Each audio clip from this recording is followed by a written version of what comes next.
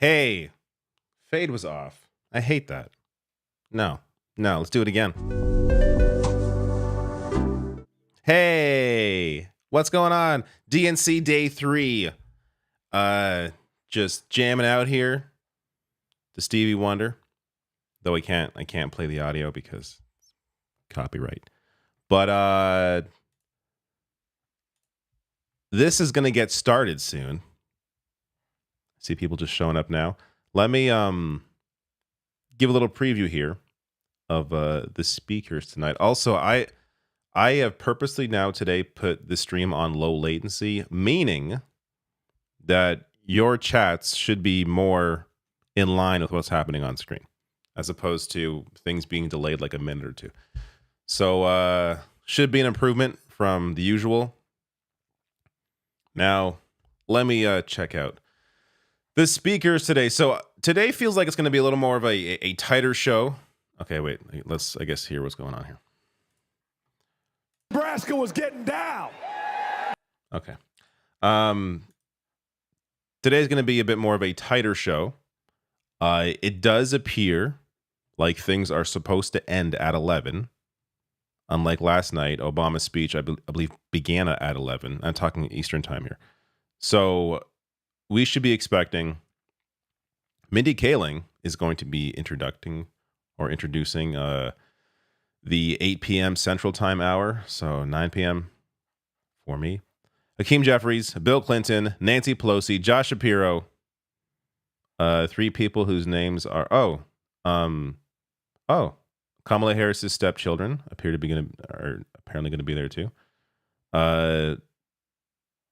Senator Cortez Masto. Let's see here. Wes Moore, Maryland governor. Pete Buttigieg. John Legend. Amy Klobuchar. And, a student of Tim Walz. And then Tim Walz. So a former student of Governor Tim Walz will be introducing Tim Walz. Cool. There we go. What time is it now? So we are... let me turn this up.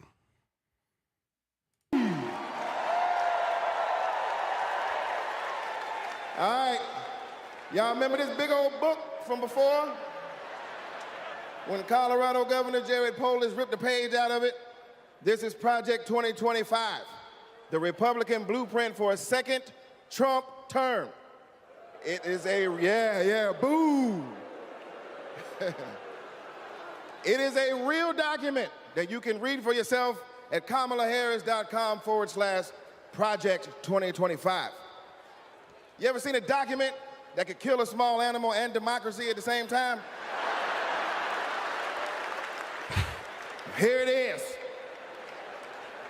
You know how when you download an app and there are hundreds of pages there that you don't read, it's just the terms and conditions, and you just click agree, right? Well, these are the terms and conditions of a second Trump presidency. You vote for him, you vote for all of this. Let's take a look.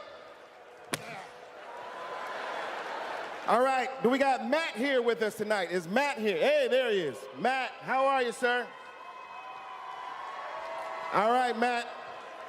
Now, Matt, I understand that you work as an AV tech in Nevada, and you make a decent hourly wage, is that right? Oh, I don't know if we can hear Matt. Can we hear Matt? So who's gonna fix it? Keep speaking, Matt, till we can hear you. Okay, that's good. I guess we're gonna move on from Matt. And this is Becky. Becky, can we hear you? Hi, Keenan, and it's great to be here. Thank you. All right, good. Now, Becky, you're married, correct? I am. Me and my wife have been together for about 8 years. Oh, that's amazing. Very, very cute. Thanks. But I have got some bad news for you. I hate that. On page 584, Project 2025 calls for the elimination of protections for LGBTQ+ Americans.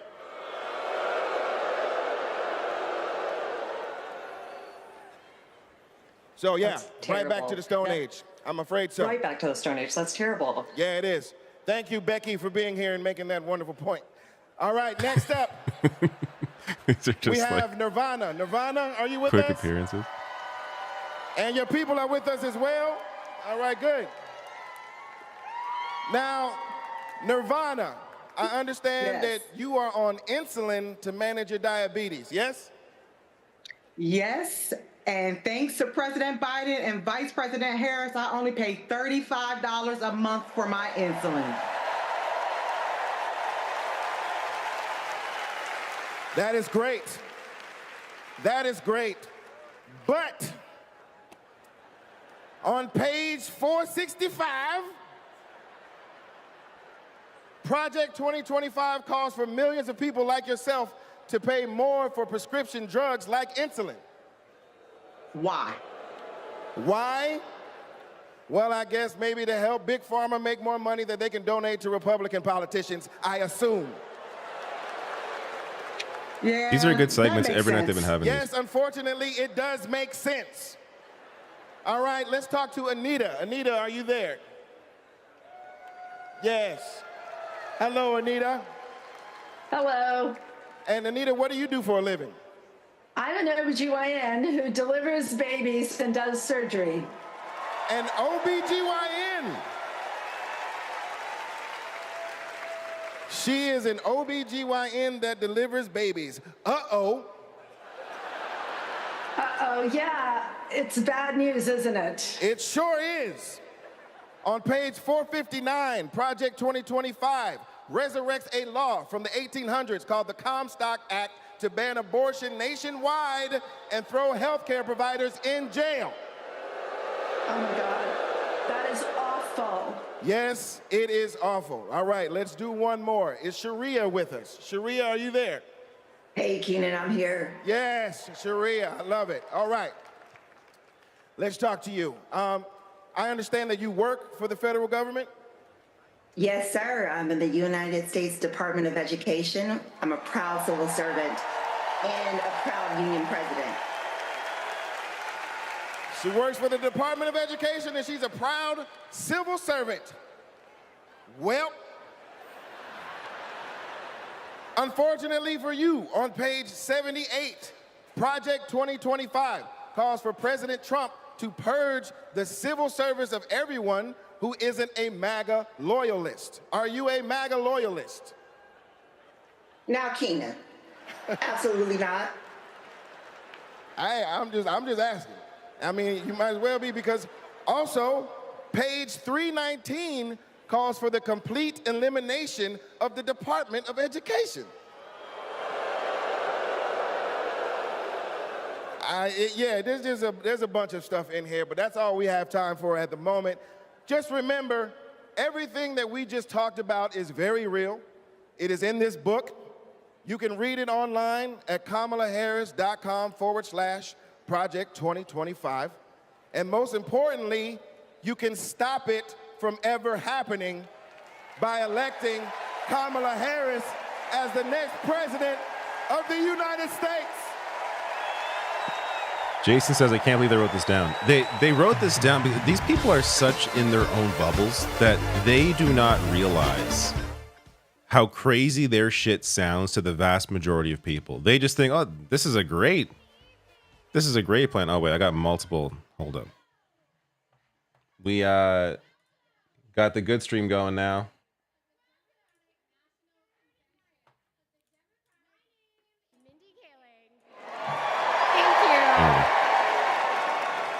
For those of you who don't know me, I am an incredibly famous Gen Z actress who you might recognize from The Office. Thank you, The Mindy Project. Or as the woman who courageously outed Kamala Harris as Indian in an Instagram cooking video. Yes, you're welcome. I am so proud to be here supporting my friend. But the real reason I am here is that deep down, I truly believe that as a woman of color and as a single mother of 3, it is incredibly important that I be appointed ambassador to Italy. That's how this works, right? That's like why I'm here. I've never been, I'm dying to go. And guys, I just really need a break. I know it's not the priority tonight, but just think about it. I am actually here because I have known the Vice President for a long time, and I want to tell you a story about one of the first times I ever met her. She wasn't Madam Vice President then. She was my senator, and we were filming a video where she came to my home to cook dosas, a South Indian dish. Yes, it's not every day that a senator comes over, and I was pretty nervous. But when she arrived, we immediately hit it off. We talked about the love we have for our moms, who had both passed away from cancer. Both of our mothers were immigrants from India who came to America and committed their lives to serving others. My mother, Swati, became an OBGYN. Thank you. Kamala's mother, Shaimala, became a scientist with a PhD who dedicated her life to trying to find a cure for cancer.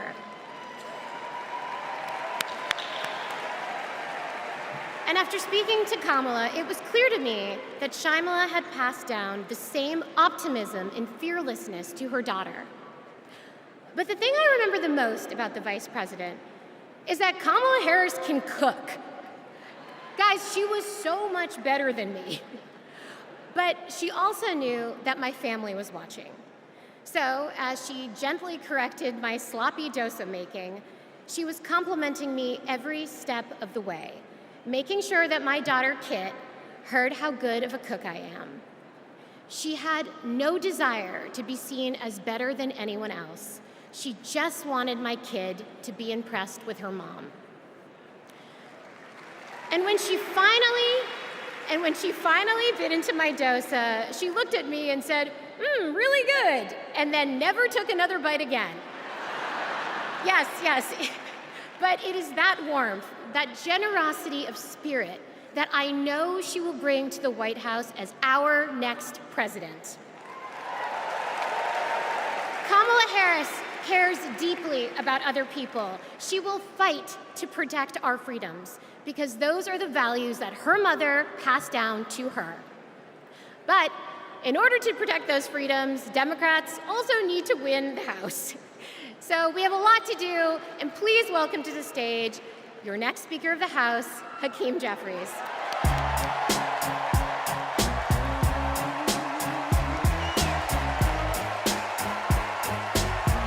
Should I just let the music go, see what happens? What are they going to do? What are they going to do? Good evening, Democrats. What, take my channel down? It's a high honor Copyright and a strike me? privilege as a Brooklynite, Destroy my New channel? Yorker, and as an American to stand before you today and unequivocally express my support for Kamala Harris and Tim Walz to be the next president and vice president Bill Clinton of the should United be next. States of America. I'm curious how Bill's looking Over these the days. last few years, How old is Bill Clinton? House Democrats have been hard at work, and we could not have asked for a He's better 78. leader to partner with than President Joseph Robinette Biden, who will go down as one of the most consequential presidents of all time. Last month, President Biden selflessly passed the torch to Vice President Kamala Harris, who is ready, willing, and able to fight for the people. Kamala Harris is a courageous leader, a compassionate leader, and a common sense leader who will deliver real results for everyday Americans. Kamala Harris is fighting for our freedom. Kamala Harris is fighting for our families. Kamala Harris is fighting for our future. Together, let's make Kamala Harris the 47th President of the United States of America.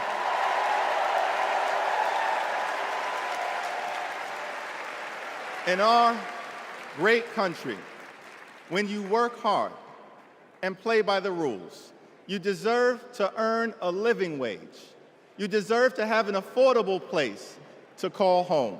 You deserve to educate your children in a great public school that is free from gun violence. And you deserve high-quality, affordable health care, and you deserve the chance to one day retire with grace and with dignity. But for far too many people in our great country, they are struggling to live paycheck to paycheck. And as a result, the American dream is out of reach. Here's the thing. Extreme MAGA Republicans don't care about everyday Americans. They only care about themselves. Our approach, led by Kamala Harris and Coach Walz, is very different. We care about you, the American people.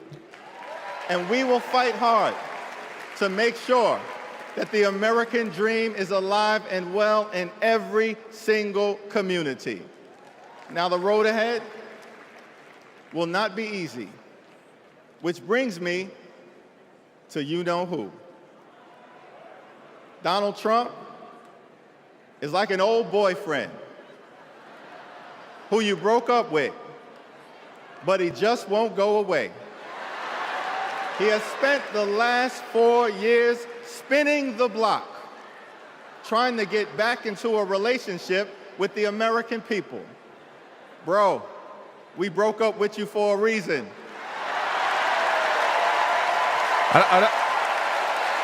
The analogy is whatever. I don't know if it's a great analogy, but of the GOP tax I guess that's a good scam, line. where 83% of the benefits went to the wealthiest 1% in America. Trump failed our country during the COVID-19 pandemic.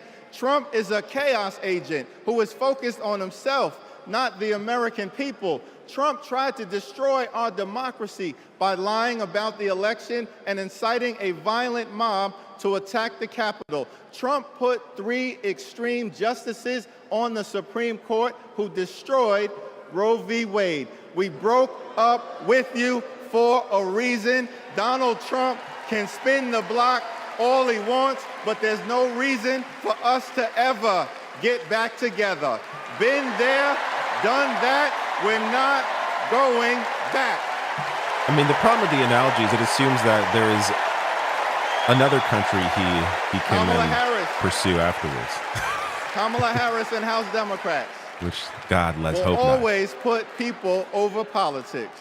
Kamala Harris and House Democrats will lower costs and grow the middle class. Kamala Harris and House Democrats will fix our broken immigration system and secure the border.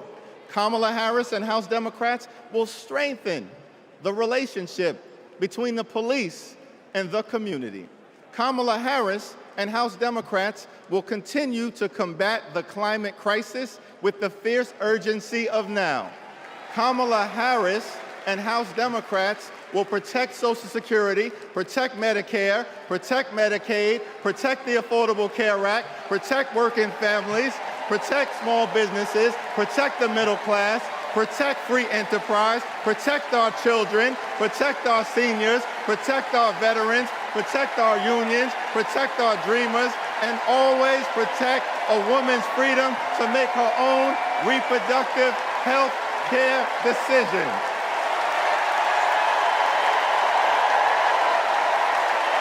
Christian asks, how did he get to be minority leader again? Want to divide us. Because AOC primary Joe Crowley, who's next in line, so no longer promises equal and protection King Jeffries was after, under the law. and Steny Hoyer's We are told. one nation, under God, indivisible, with liberty and justice for all. Together, together, together, let's build a brighter future for our children and our grandchildren. In the Old Testament, book of Psalms, the scripture tells us that weeping may endure during the long night, but joy will come in the morning. Here's how we do it. Strategize on Sunday. Meet the moment on Monday. Take it to him on Tuesday. Work it out on Wednesday. Thank the Lord on Thursday. Fight the power on Friday. Set it off on Saturday. Get a few hours of sleep, wake up the next day, and do it all over again until joy, joy, joy comes in the morning.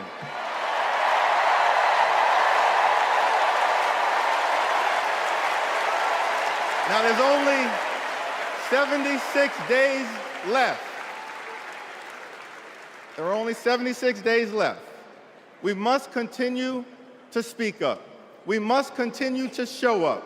We must continue to stand up, not as Democrats or Republicans, but as Americans. And when we do, nothing can stop Kamala Harris from becoming the 47th President of the United States of America. Nothing can stop House Democrats from taking back the majority. Nothing can stop the American people from continuing our march toward a more perfect union. Nothing can stop us. We're all the way up. God bless you. God bless Kamala Harris. May God bless the United States of America. Some are criticizing him, but that is the most energy I have ever seen from Hakeem Jeffries. This is probably his best moment, actually. He had a good delivery there, you know. The speech wasn't really for me, go but outside today? it was fine. Yes. Let's go outside. Ruby is 2 years old. I'm starting to think, will she be an iron worker like her dad? I hate to break it to you, but I'm not a billionaire. So old Billy should be next. Donald Trump talked a big game about bringing jobs back to America, but it was all talk. Like Foxconn. This is the 8th wonder of the world. Foxconn, by most estimates, has not even come close Foxconn to the eighth meeting wonder of the world? expectations. This whole project was a scam. He is not looking out for the residents. He's looking out for himself. You know what Trump delivered? $2 trillion in tax cuts focused on his billionaire buddies and big corporations. You know, you're rich as hell. It makes me angry. Billionaires don't pay their share of the load. And he wants to do that again. Trump talked a massive game about infrastructure. What a joke. We call it Infrastructure Week. Infrastructure is the easiest of all. We're going to get this infrastructure going. Trump was too incompetent to get it done. So much has Who's happened. he looking out for? Not us, not my family. It's easy to forget some You of know these who got things. it done? Joe Biden and Kamala Harris. Biggest infrastructure package in history. Infrastructure is just a fancy word for jobs. Not just union workers, but for everyone. Small businesses are booming. Communities are starting to thrive again. I wish it was faster, but prices are easing. Kamala Harris helped deliver the largest job growth in American history. Wages are higher. Manufacturing is booming. We're building roads, bridges, airports again. That's a fact. And we Okay, have but Trump healthcare. gave the biggest tax cut to the rich. So, America is you know. strong. how about Kamala's that? goal is to rebuild the middle class for families like mine.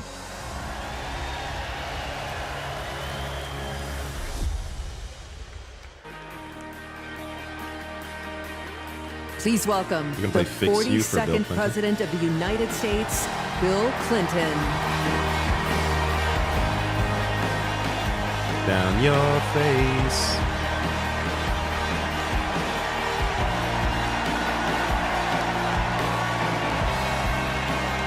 Tears stream down your face and eyes. I forget the words anyways. Otherwise I check them out.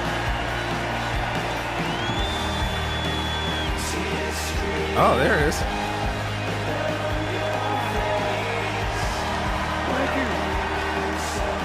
When you lose something you can't replace. That's why Bill Clinton chose this song. You're looking too deeply into this. Thank you. You can't replace me. Thank you.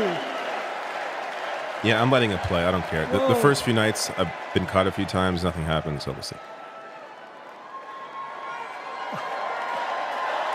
Let me ask you something. After the last 2 days, Aren't you proud to be a Democrat? And I am very grateful to Sorry, I just read a the comment. Republicans and independents that have joined us, have been up here on the stage. And I hope they feel better about it now. Because I've seen all these things that even I have to be reminded of from time to time when I get my spirits down. I love seeing the Obamas here. I love seeing President Biden. And I thought Hillary gave a great speech, too. And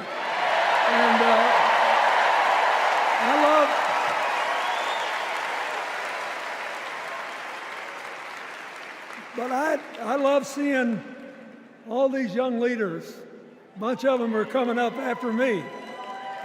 They look better, they sound better, and they'll be exciting. I do want to say one word about President Biden. Remember, he had an improbable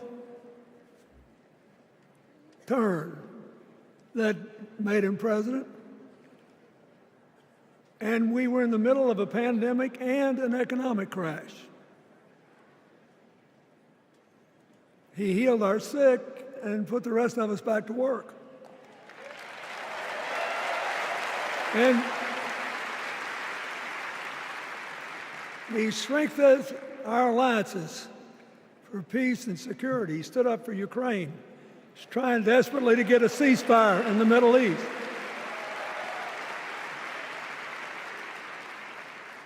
And then he did something that's really hard for a politician to do. He voluntarily gave up political power. And drink some water, please. George Washington knew that, and he did it. And he set the standard for us serving 2 terms before it was mandatory. It helped his legacy, and it will enhance Joe Biden's legacy. And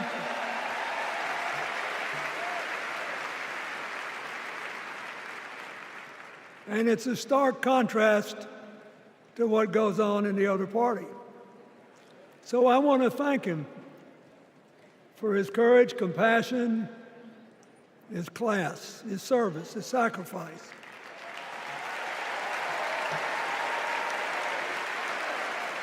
Joe Biden, thank you. And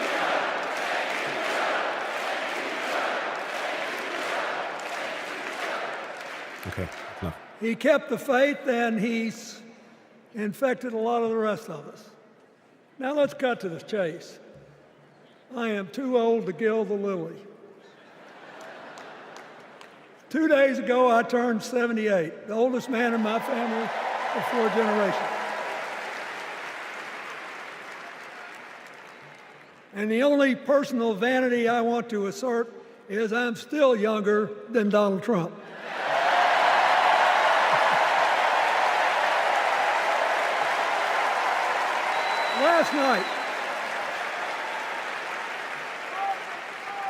Last night, in what I thought was a very moving series of episodes, we nominated Kamala Harris and Tim Walz. And just think about that. 2 leaders with all-American but still improbable life stories. It could only happen here. Their careers, after all, started in community courtrooms and classrooms. 2 leaders who spent a lifetime getting the good job done. Now, one of the things that I've noticed over my increasingly long life is that a presidential election is unique in several ways. First of all, it's the greatest job interview for the greatest job in the world. Secondly, the Constitution says we, the people, get to do the hiring. And the third thing is that every 4 years, we get to change the requirements for the job. So here's what I'm thinking, because I try to apply this in every election. Will this president take us backward or forward? Will this president give our kids a brighter future? Depends. Will this president bring us together or tear us apart? Will the president increase the peace, security, and stability and freedom that we enjoy and extend it to others as we can? We, the people, we have to make a decision about these kind of questions. And every 4 years, it's a little different because the people come at the candidates, and they say, as they're saying now, here are our problems, solve them. Here are our opportunities, seize them. Here are our fears, ease them. Here are our dreams, help them come true.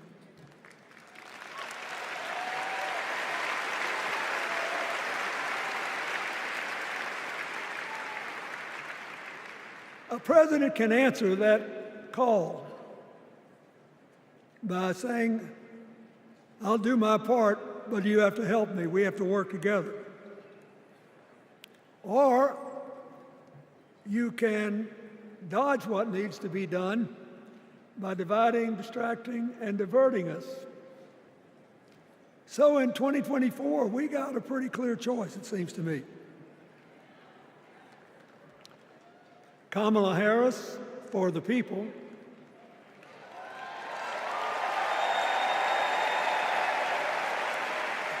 and the other guy who's proved even more than the first go-around that he's about me, myself, and I. I know which one I like better for our country.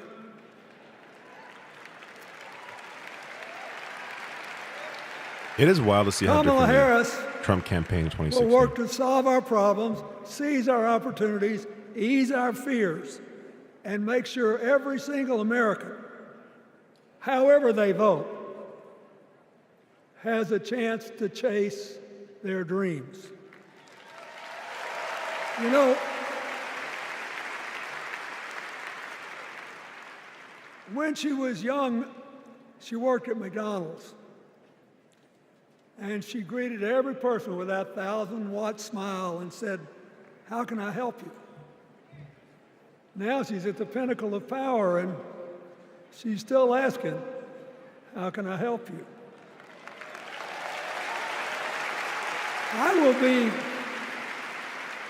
I'll be so happy when she actually enters the White House as president, because she will break my record as the president who spent the most time at McDonald's.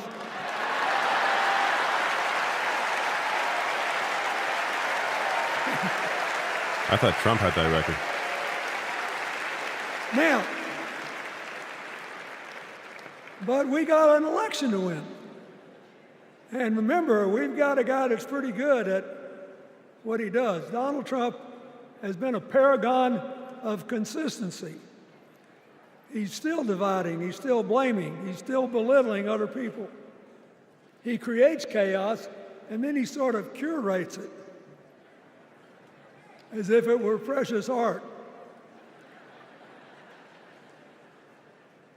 Let me say, not a single day goes by,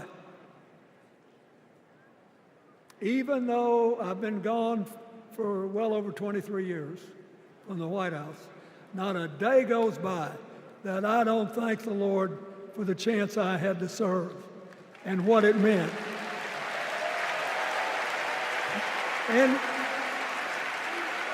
One of the reasons, thank you. Susan says Trump has people eat his McDonald's for him. Wait. Yeah, I guess that's true.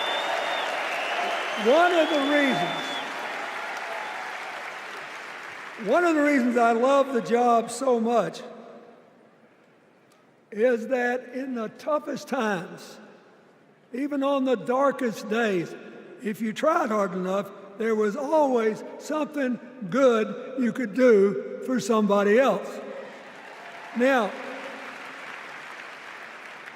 some days that's not easy to do. You've got to deal with all these emergencies, or there's something going on here, there, or yonder. But Kamala Harris is the only candidate in this race who has the vision, the experience, the temperament, the will, and yes, the sheer joy to get something done. Is the prompter broken? Because he keeps looking down to read. I mean, look, what does her opponent do with his voice? He mostly talks about himself, right? So the next time you hear him, don't count the lies. Count the eyes.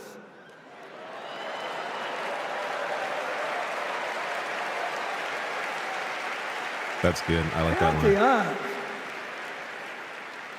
His vendettas, his vengeance, his complaints, his conspiracies. He's like one of those tenors opening up before he walks out on stage, like I did, trying to get his lungs open by singing me, me, me, me, me, me.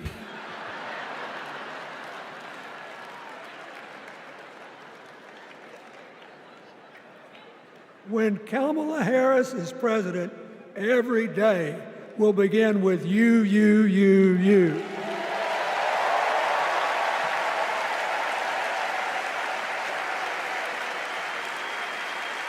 So Don't count the lies, count the eyes.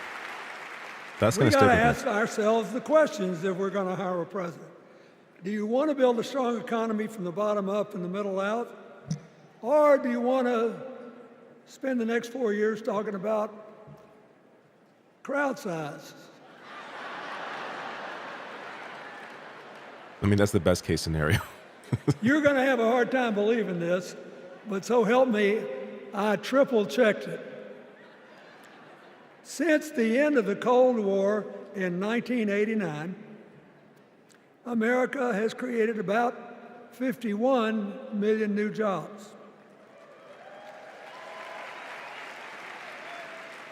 I swear I checked this 3 times. Even I couldn't believe it. What's the score? Democrats 50, Republicans 1.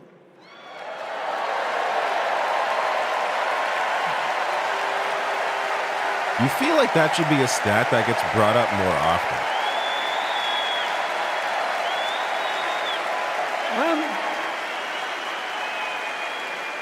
Yes, I made a copy. I'm glad that we've got a Link below. championship-winning coach on our team.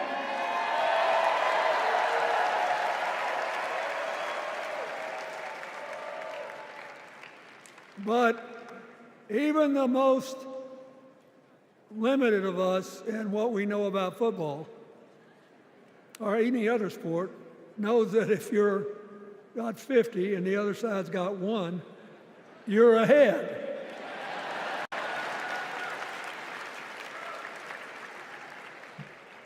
What about affordable housing? It's a terrible problem in America now. We need more. And affordable health care. That's why the Democrats put a limit on monthly payments for insulin and a $2,000 a year out-of-pocket limit. And are trying to cover more drugs by bargaining for prices. We need more financing for small businesses. We need still to strengthen our alliances I almost croaked in the first debate of this election season when President Trump said nobody respected America anymore like they did when he was president. Wait. And with a straight face. Look, you got to give him. He's a good actor. With a straight face, he cited as evidence of the respect that existed for us when he was there, the presidents of North Korea and Russia.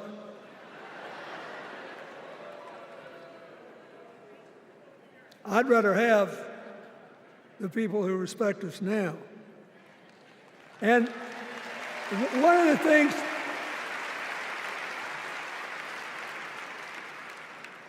is when you send a signal to the other countries, you want them to know whether they agree with you or not, at least that you're on the level. Here's where you are and what you believe.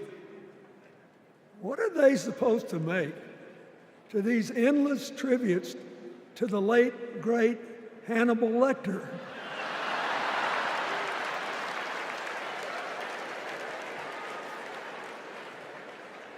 I mean, President Obama once gave me the great honor of saying I was the explainer-in-chief. Folks, I've thought about it, and I don't know what to say. He confuses asylum seekers with asylum, and then asylum he thinks of Hannibal Lecter. It's a whole... Trump is broken. Like Hakeem Jeffries, I too want an America that's more joyful, more inclusive, more future-focused. Just think what a burden it's been on us to get up day after day after day after day, buried in meaningless hot rhetoric, when there's so many opportunities out there, so many problems that need to be solved. I want that. And that's the America Kamala Harris will lead. And she's already made her first presidential decision, and she knocked it out of the park when she asked Governor Tim Walz to be her nominee for vice president. 100% agree.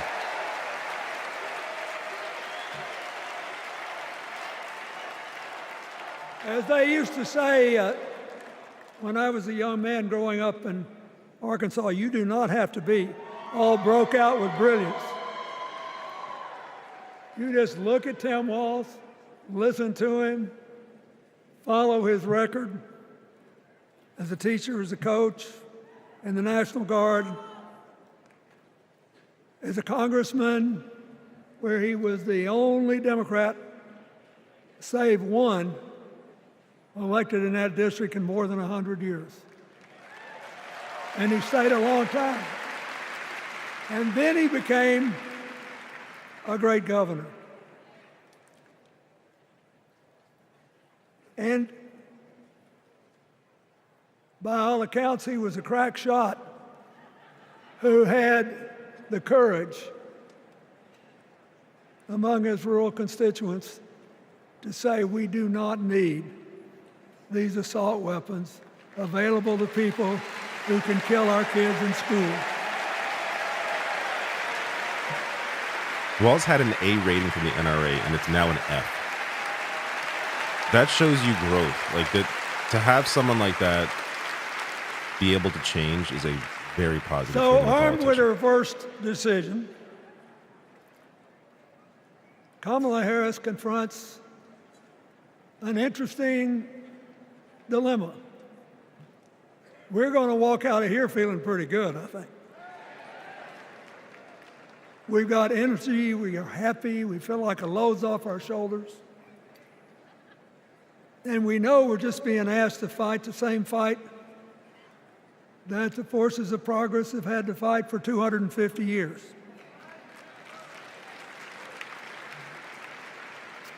In the face of stiff and often violent opposition, we have to find a way to go forward together, where we the people make our union more perfect. So that's a good thing. How could we possibly lose? Kamala Harris has fought for kids her whole life that were left out and left behind. She's taken on gangs trafficking across the border.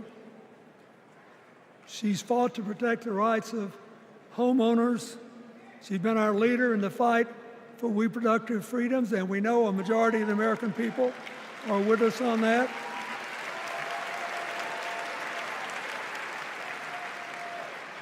And she's gained an invaluable amount of experience as vice president, advancing our values and interests around the world. She's already said she's going to work really hard to make sure that no American working full-time lives in poverty or has to worry about their children living in poverty. She says that we got to make home ownership an achievable dream for everyone, not just a privilege.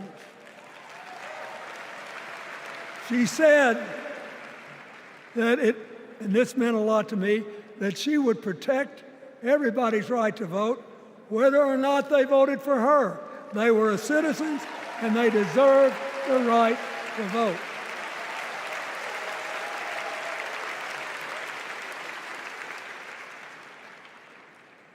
The other day, her opponent implied that as his people voted one more time, they'd be able to rig it from now on and they wouldn't have to vote again.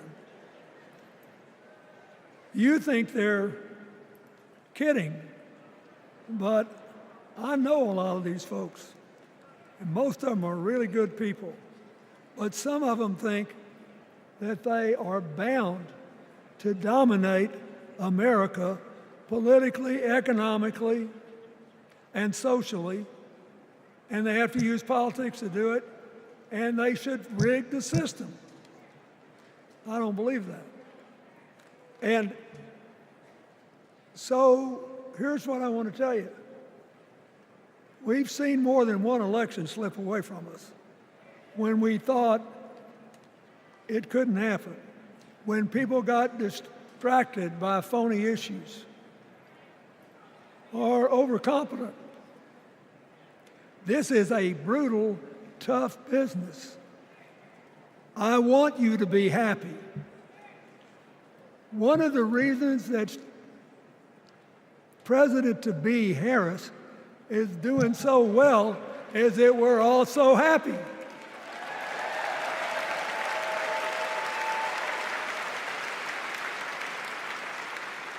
But you should never underestimate your adversary.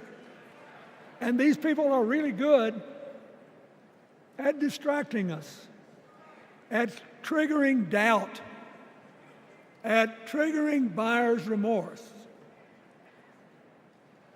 As the Obama said so eloquently last night, they are human, you know. They're bound to make a mistake now and then. We got to be tough. And so, as somebody who spends a lot of time in small towns and rural areas in New York and Arkansas and other places, I urge you to talk to all your neighbors. I urge you to meet people where they are. He's talking to the room when he says you're happy. Not to demean them. Not the entire country. But not to pretend you don't disagree with them if you do. Treat them with respect, just the way you'd like them to treat you.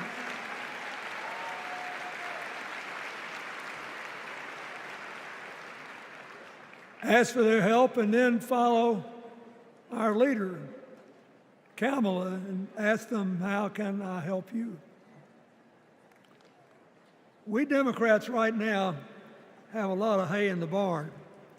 We've got massive achievements, massive advances, but there's still a lot of slips.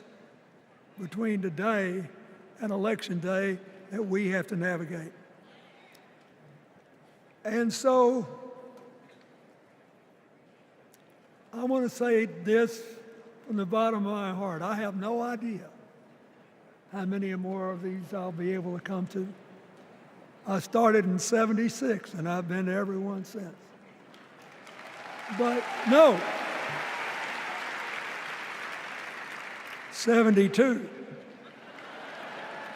Lord, I'm getting old. But here's what I want you to know. If you vote for this team, if you can get them elected and let them bring in this breath of fresh air, you will be proud of it for the rest of your life. Your children will be proud of it. Your grandchildren will be proud of it.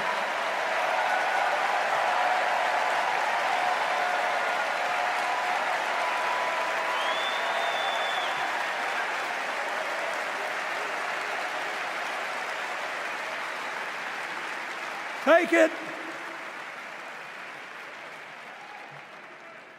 from a man who once had the honor to be called in this convention the man from hope. We need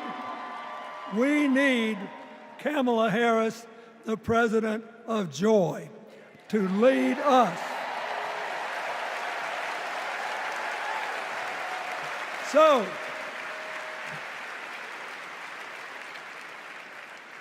I'll be doing my part, you do yours. I'll see you when we're making a real joyful noise when the votes are counted. God bless you, and God bless America.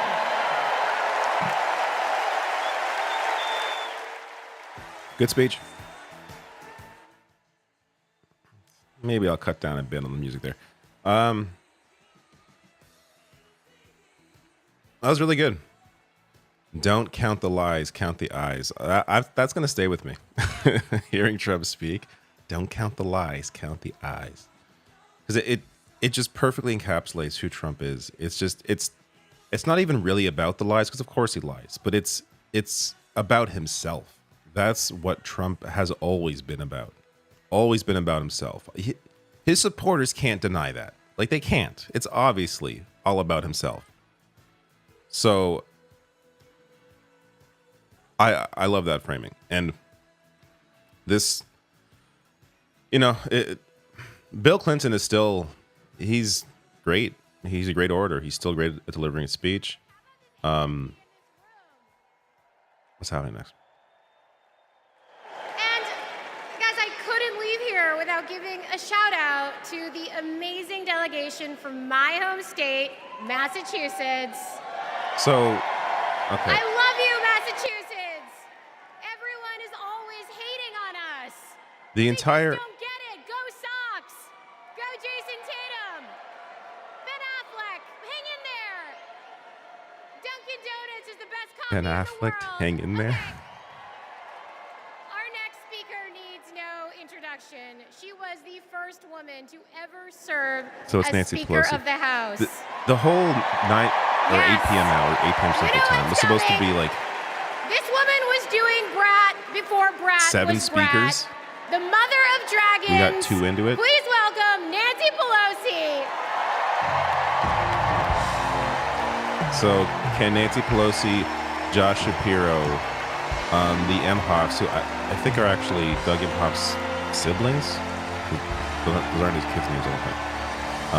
And then Nevada Senator, can they all finish in the next 10 minutes? Probably not. So we're going to go a little later than usual. Or not than usual, but later than scheduled for sure. Because this was supposed to end at 10 Central, 11 Eastern. Hello, California. Unless they bump some people. Hello, Maryland. Hello, Democrats.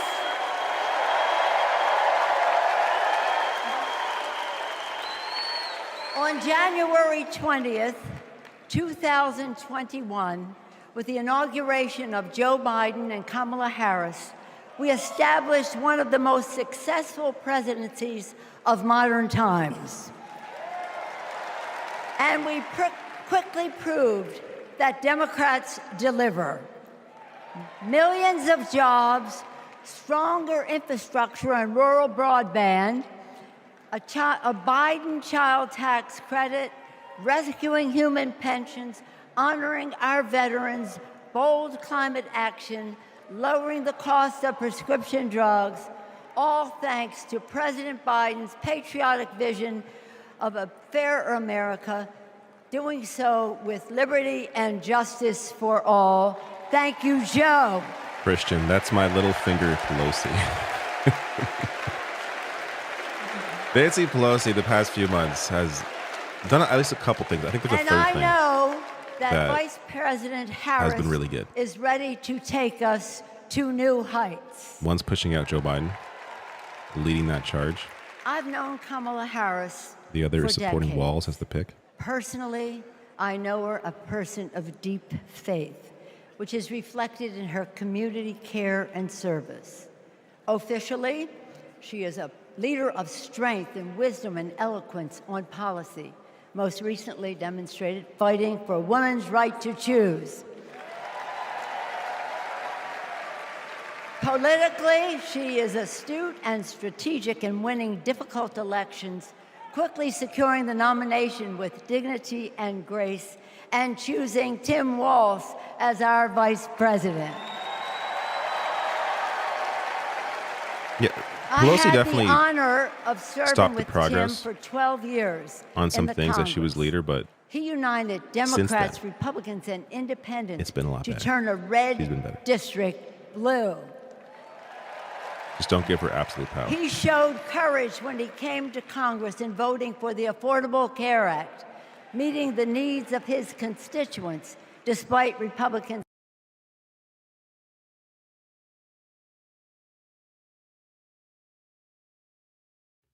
That's the audio's out. That's not me. There's no audio.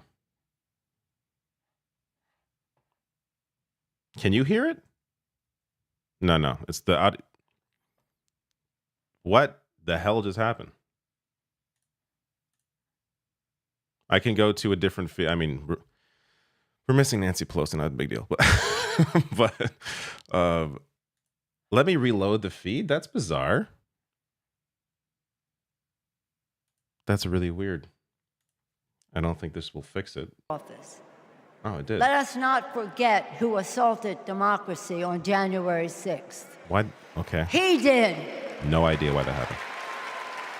But let us not forget who saved democracy that day. We did. And thank God we had a Democratic House of Representatives then. We returned to the Capitol that very same night.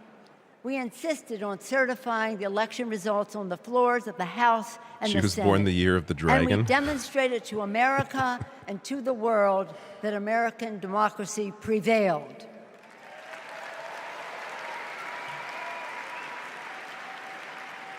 The parable of January 6th reminds us that our democracy is only as strong as the courage and commitment of those entrusted with its care. And we must choose leaders who believe in free and fair elections, who respect the peaceful transfer of power. The choice couldn't be clearer. Those leaders are Vice President Harris and Governor Walz.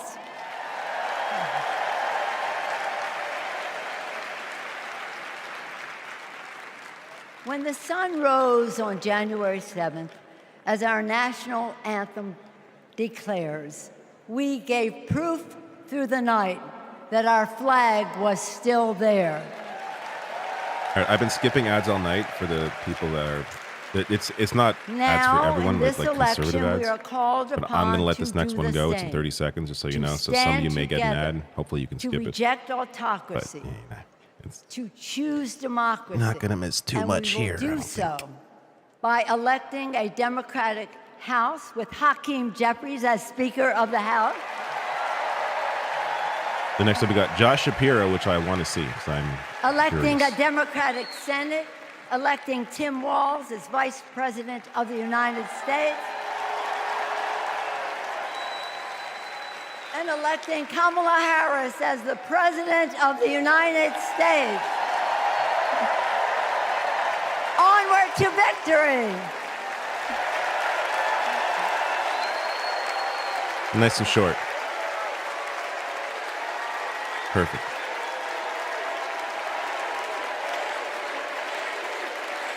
Look at that technology. The elevator podium. I think I just noticed that. This is the third day. I just noticed the elevator Please podium. welcome Alexander Hudlin, Jasper Emhoff, and Arden Emhoff. It was supposed to be Shapiro. Are they pushing him after? All right. Interesting. Or did he blow this off too? Kamala Harris is our auntie. That's who you She'll are. be a president who cares for all of us. She'll lift us up. In 2016, we celebrated Auntie's Senate win. We saw Trump winning. I was only 9, but I knew enough to be concerned. Auntie said, "Do you know what superheroes do? They fight back. And we will too." She will make time for what matters. You know, no one is busier than my auntie, but she always makes time for family. From moments as simple as cooking and sharing a meal to exchanging stories and jokes. Auntie taught me about being present in what's important, and I know that's how she'll lead. She'll treat everyone with respect. Even as a kid, Auntie made me feel that I was seen, that my words are important, that I am important and loved. I know she'll value others' perspectives, no matter their age or their background. I'm just going to hide the chat for now. Auntie, we love you. We're so proud of you. And most importantly, you're a baller. And as you'd say, let's win this thing. Let's win this thing.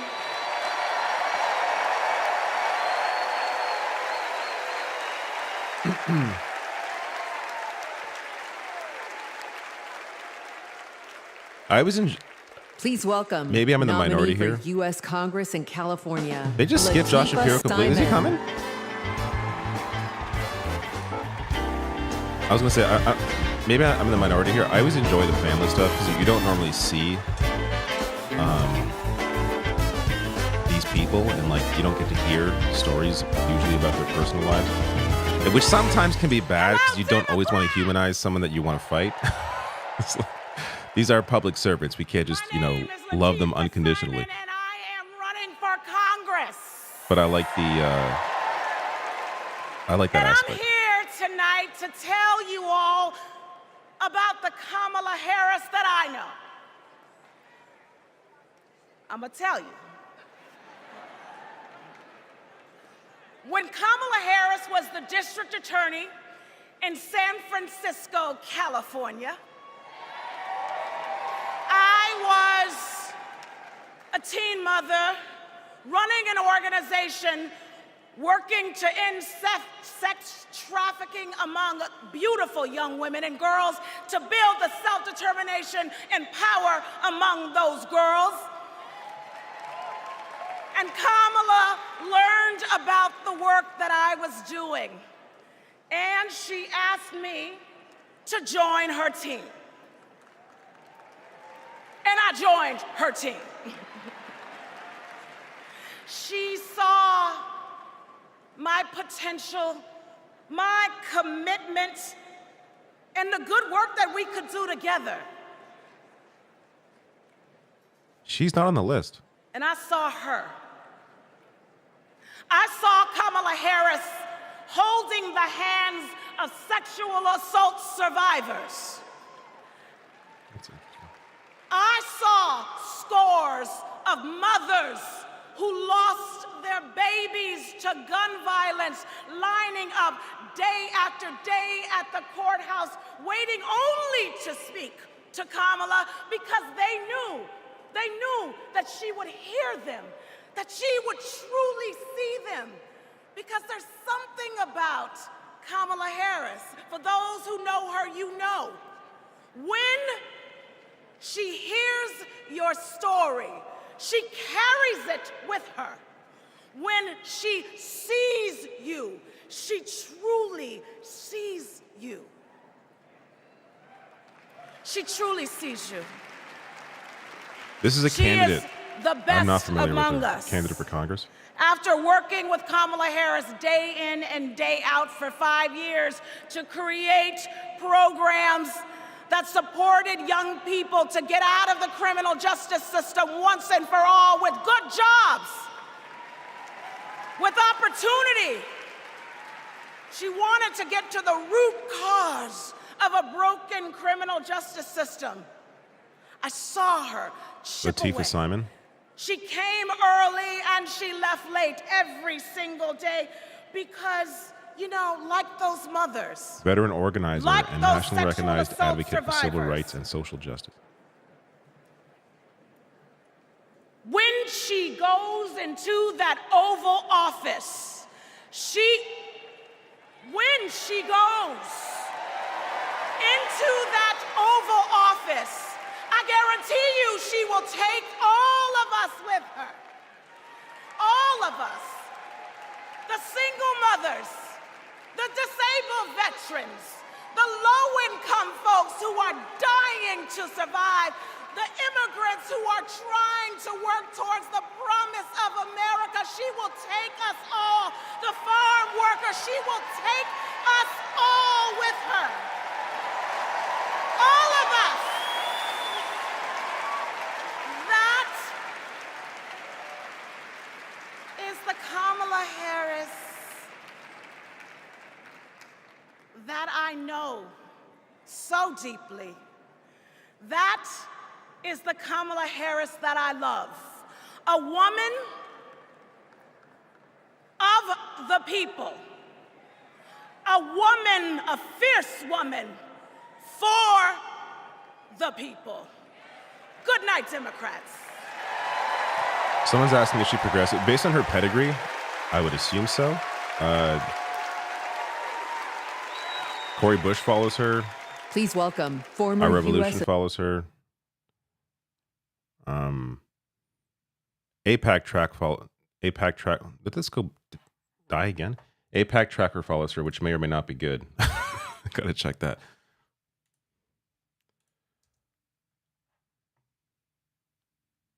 No, it's it's the stream. All right. Bizarre. Let me find, I guess, C-SPAN. Though I think C-SPAN is like Maya and I married. see? I not only gained a life partner I love, a daughter I adore, And now it's and all a mother-in-law I revered, someone I affectionately called Mother Harris. Did I just time the refresh Sister last I time? cherish, Now it's Kamala. what is going on? Now, Maya, Kamala, and I each pursued different legal careers, but we were Okay. motivated by the same values. Seems to be A belief in equal a opportunity, Google Chrome issue. a yearning for fairness, a passion for justice. Values Mother Harris taught those two little girls. Values that powered Kamala's public service from the very beginning. You know, one of Kamala's very first cases in the district attorney's office, it involved a woman, an innocent woman, wrongfully arrested in a police raid. It was a Friday afternoon, and the courthouse was shutting down for the weekend.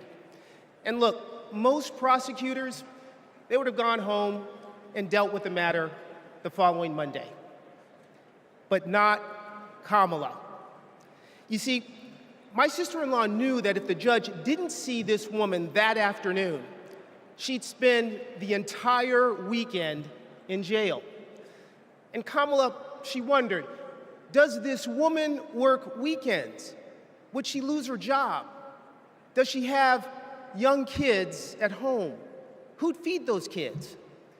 So Kamala pleaded for the judge to return to the bench and to hear the matter. And the judge agreed. And within minutes, that woman was released back to her family that night. Now, it may seem small, but that's what it means to stand up for justice. That's what it means to stand for the people.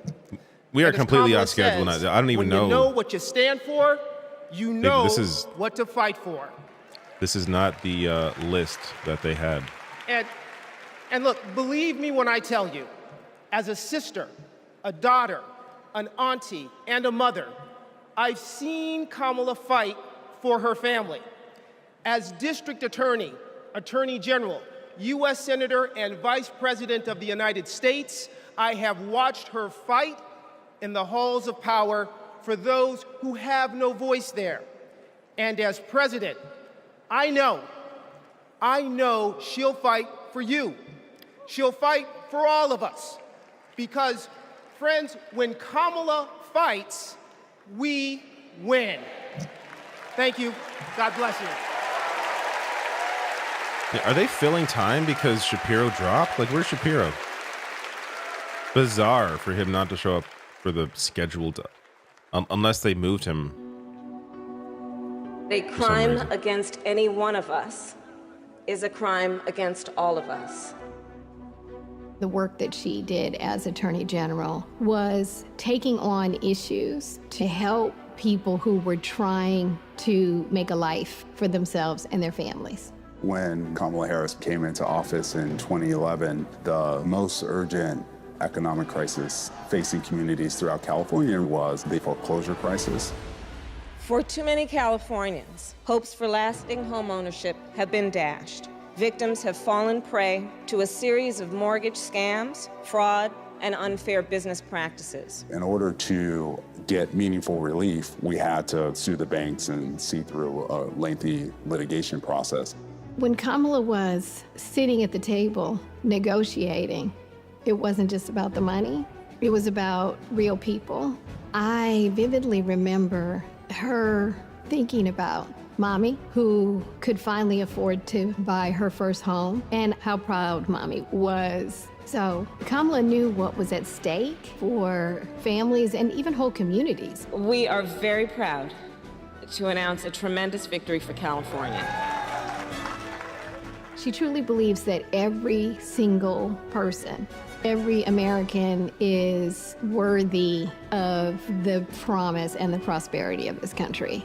And every time Kamala has run for a bigger office, it's because she believes that she can have a bigger impact. We are making a commitment tonight with this celebration of this Senate race to bring our country together. In the Senate, to get a position on the Intelligence Committee is very coveted because it is about protecting our nation's security. I'm trying to track down running. Shapiro. She would not let a witness off. I'm looking into it. Did you have no any one appears to know where he communications is. with Russian officials for any reason during the campaign that have not been disclosed? I don't recall it. I need to be correct as best I can. I do want you to be and honest. I'm not able to be rushed this fast. It makes me nervous. Her questioning of Attorney General Sessions was historic. makes me nervous. And she earned the respect of colleagues on both sides of the aisle. Kamala, as a senator, was a truth teller. She was there to expose what some of these guys were and what they intended to do. Can you think of any laws that give government the power to make decisions about the male body?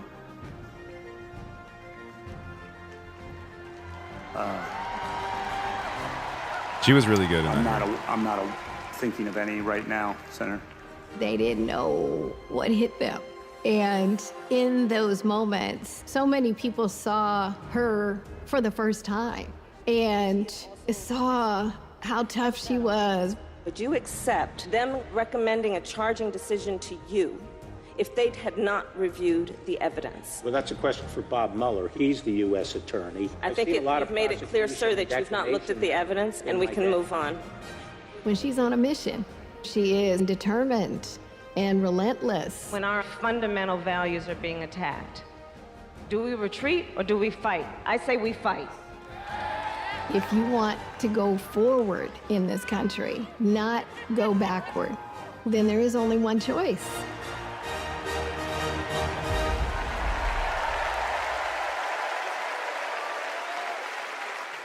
Please welcome Nevada Senator Catherine Cortez Masto. Well, we are now into this is the 9 p.m. Central hour of speeches. Hello, Chicago. Oh, wait, no, sorry, I'm wrong. You know, This is supposed to be the last before of the 8 I was p.m. senator, slot. I was Nevada's attorney general. And that's when I met Kamala Harris, my colleague in California. Now, we bonded over many things. And working together, I quickly learned what kind of person she is. She is a strong leader. Here's how I know. As AGs, we took on the big banks after the foreclosure crisis. And let me tell you, Kamala did not settle for less than homeowners deserved. Her leadership helped win billions for working families nationwide. Delivering for families, that's Kamala Harris. Kamala and I also worked to protect our southern border. Worth noting, During that the time, uncommitted movement Kamala officially invited a announces that the group DNC of has said AGs no across the border to welcoming to a meet Palestinian voice with at the stage. Mexican officials. And that's even if Now, we worked that's together even to put transnational criminals agreeing and to drug smugglers having the speech checked behind beforehand. bars.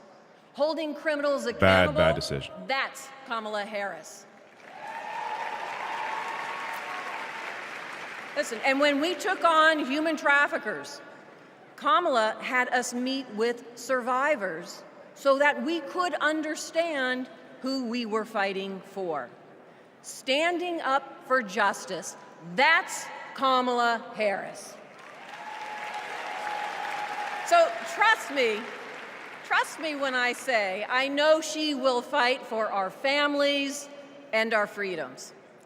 Now, we must fight for her. Every vote matters. I know.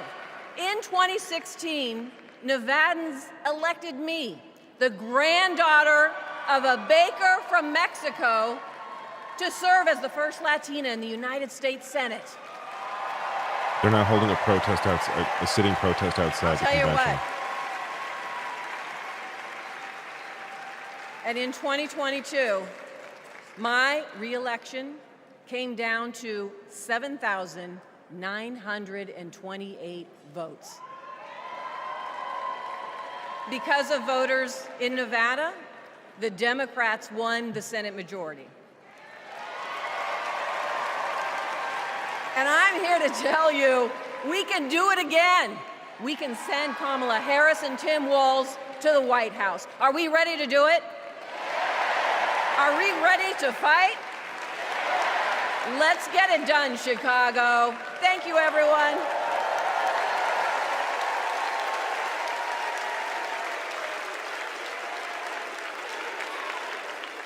Please welcome Pennsylvania Governor Josh Shapiro. Oh, okay. It's not even just dumb in terms of the, lack of human rights shown to Palestinians. It's stupid politically to not let somebody speak. Just a stupid move. Like, what's the worst that's going to happen? Like, really. Thank you. Just a stupid decision. 2.5 centuries ago in Philadelphia, a band of patriots declared their independence from a king and set up. Again, not me. Maybe it's okay. When I'm looking at Twitter, this tends to happen. Weird. Rising up, demanding more, seeking I guess I'll stop looking at justice. And in every chapter of our American story, we've made progress and advanced the cause of freedom. Today we find ourselves writing that next chapter. Will we be a nation defined by chaos and extremism?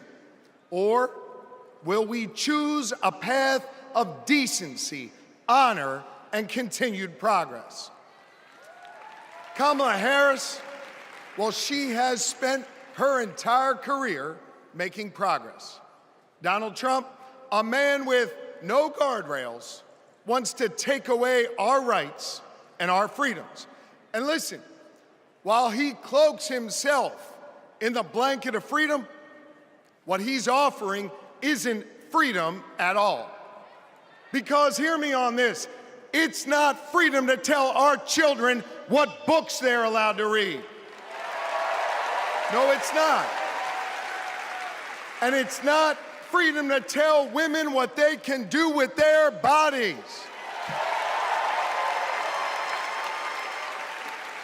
And hear me on this, it sure as hell isn't freedom to say you can go vote, but he gets to pick the winner. That's not freedom. But you know what? You know what, Democrats? We are the party of real freedom. That's right. The kind of real freedom that comes when that child has a great public school with an awesome teacher because we believe in her future. Real freedom that comes when we invest in the police and in the community so that child can walk to and from school and get home safely to her mama. This guy impressed me 2 years ago, and then someone told me he sounds like Barack Obama, and now real freedom that comes when she can join a union, marry who she loves, start a family on her own terms, breathe clean air, drink pure water, worship how she wants, and live a life of purpose where she is respected for who she is.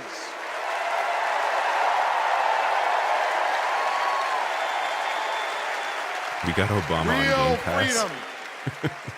Real freedom that comes when she can look at Madam President and know that this is a nation where anything and everything is possible.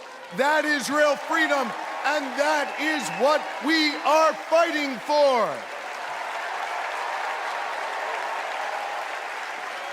You know, Kamala and Tim's names may be on the ballot, but it's your rights. It's our rights. It's our future and freedoms. No, Josh, just because you're not on the ballot doesn't mean you get to do this. And you have the power to shape Who cares whose name's on the ballot? It's us, all of us, me. I'm there. Our ancestors who fought for freedom on the battlefield and sat in at lunch counters so our kids could stand up. Now it's on us. It's on us, my friends, to organize in our communities and on our For You pages around 3 basic American principles. We value our freedom, we cherish our democracy, and we love this country. And listen,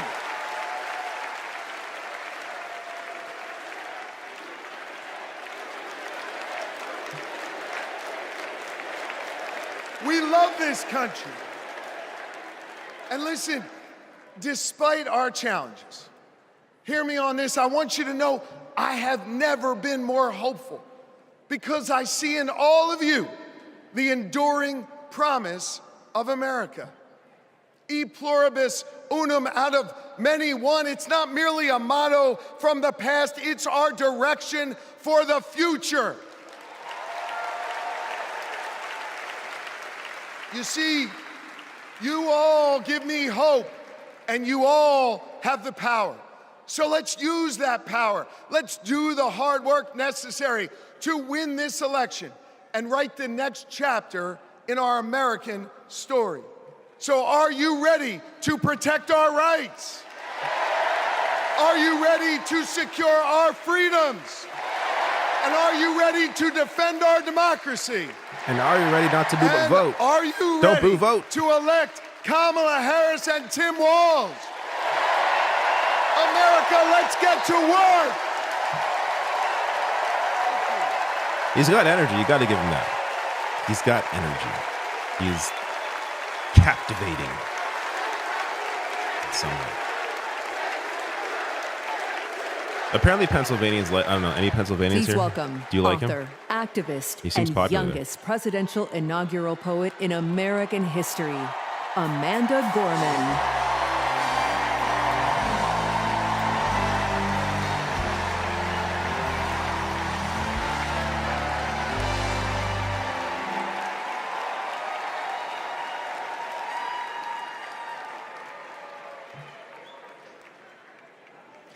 We gather at this hallowed place because we believe in the American dream.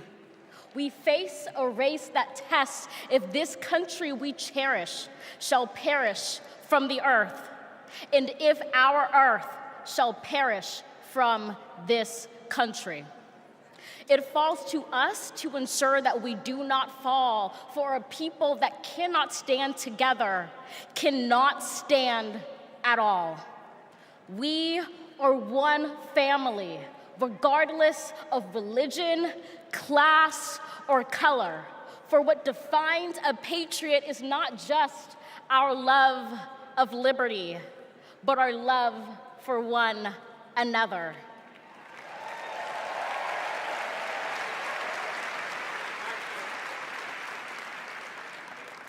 This is loud in our country's call because while we all love freedom, it is love that frees us all.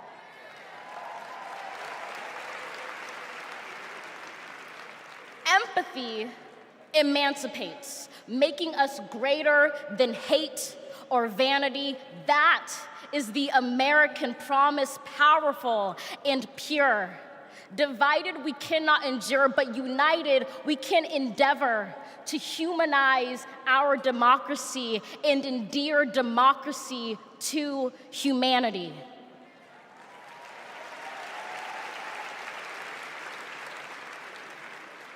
And make no mistake, cohering is the hardest task history ever wrote. But tomorrow is not written by our odds of hardship, but by the audacity of our hope, by the vitality of our vote.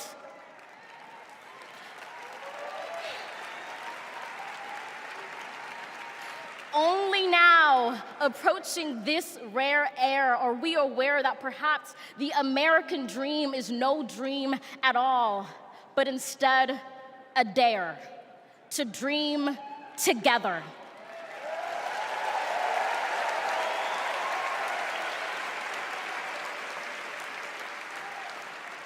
Like a million roots tethered, branching up humbly, making one tree. This is our country from many, won from battles won, our freedoms sung, our kingdom come has just begun.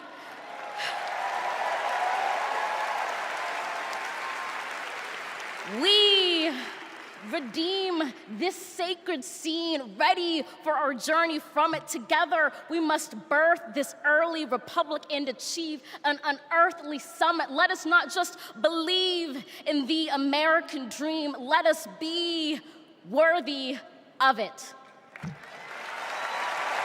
Thank you.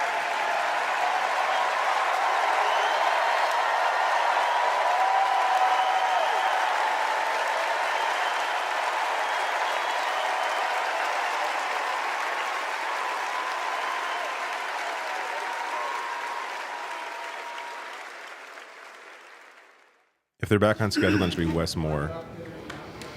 Wes Moore, Pete Buttigieg, John Legend, Amy Klobuchar, and then Tim Walz.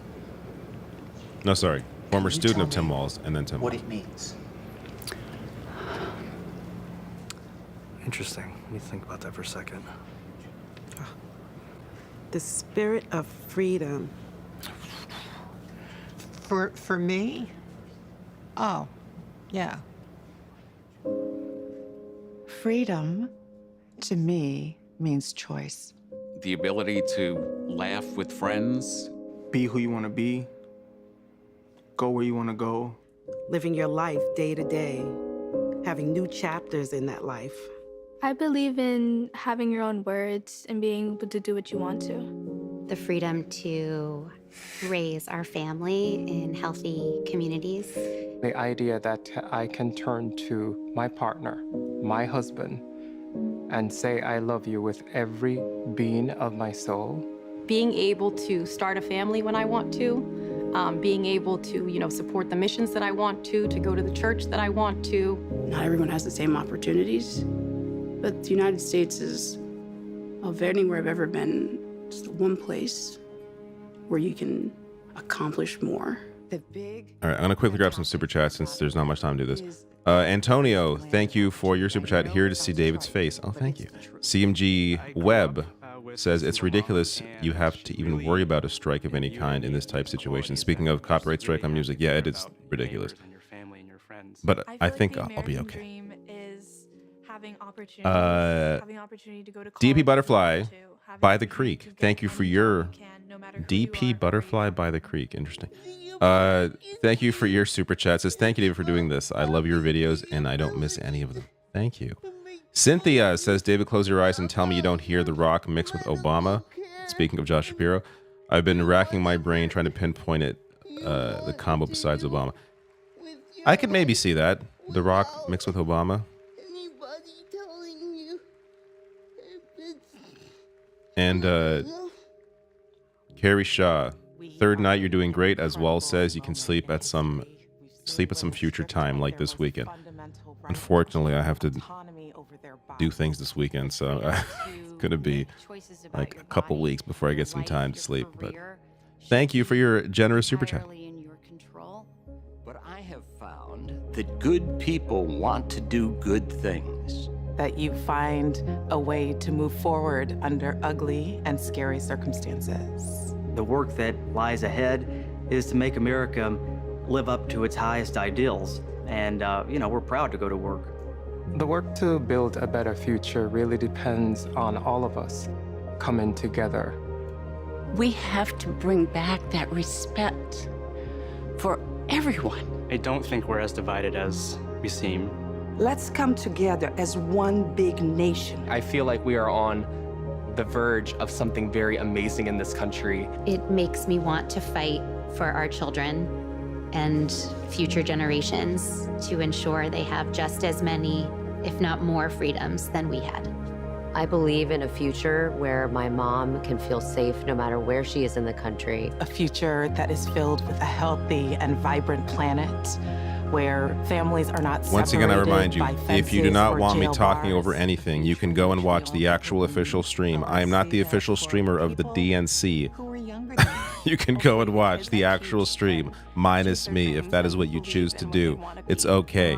A future for him that he knows that he's covered and protected. Everyone should think about what we can leave to the Not to next mention, generation. when it comes to the speeches, which is kind of the whole point of this, I have not been interrupting too much because I do want to hear them myself. My name's Tyler. My name's Yvette. And we believe in love. I'm Alex. I'm Kiara. My name is Steven. My name is Charlie. I'm a proud 7th generation Texan. I am from Waterford, Michigan, just north of Detroit. I'm from East Tennessee. And we believe in the American dream. We believe in a better world for our child, and we believe in this country. My name is Karen, and I believe in justice. My name is Nancy. My name is Thoreau. My name is Jennings. My name is Dana, My name is Todd. and we believe in freedom. My name is Gina, and I believe in freedom. My name is Pat, and I believe in the freedom to work together.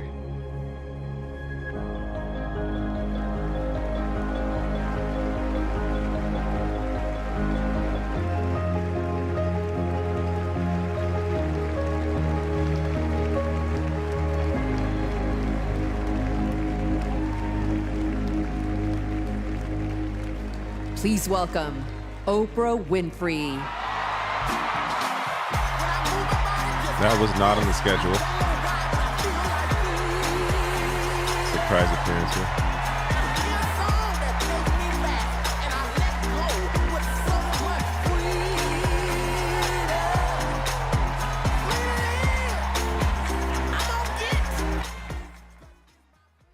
I'm just lowering the music.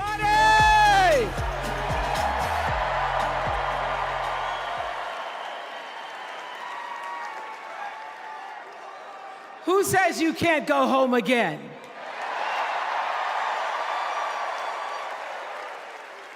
After watching the Obamas last night, that was some epic fire, wasn't it? Some epic fire.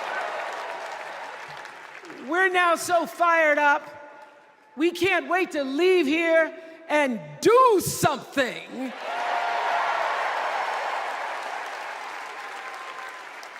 And what we're going to do is elect Kamala Harris as the next president of the United States.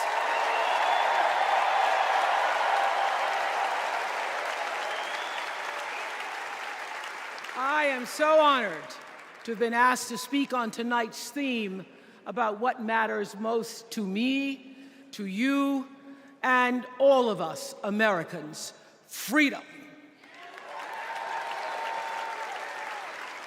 There are people who want you to see our country as a nation of us against them, people who want to scare you, who want to rule you, people who'd have you believe that books are dangerous and assault rifles are safe, that there's a right way to worship and a wrong way to love, people who seek first to divide and then to conquer.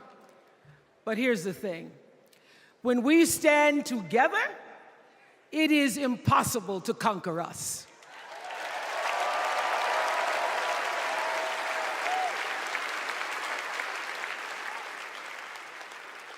In the words of an extraordinary American, the late Congressman John Lewis,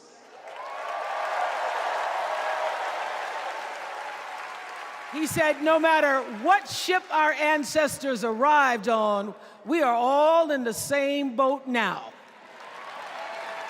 Congressman Lewis knew very well how far this country has come because he was one of the brilliant Americans who helped to get us where we are. But he also knew that the work is not done. The work will never be done because freedom isn't free. America is an ongoing project. It requires commitment.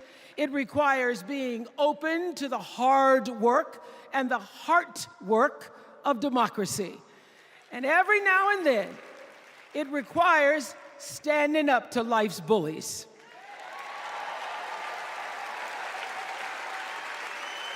I know this.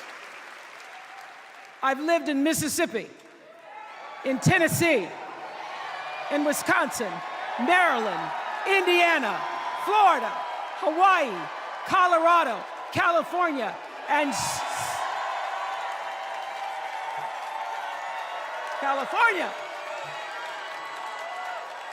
and sweet home Chicago, Illinois.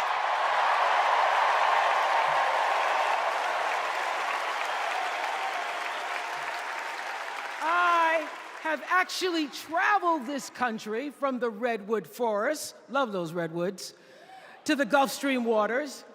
I've seen racism and sexism and income inequality and division. I've not only seen it, at times I've been on the receiving end of it.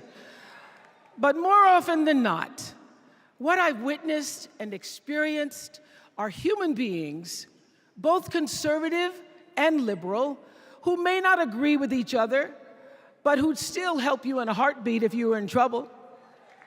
These are the people who make me proud to say that I am an American.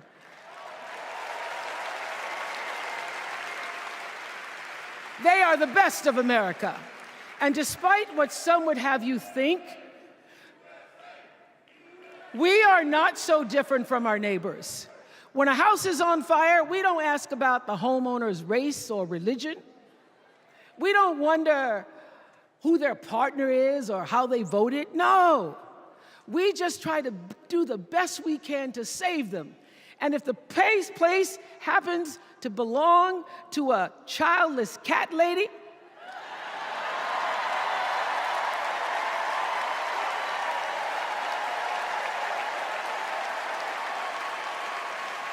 well, we try to get that cat out too.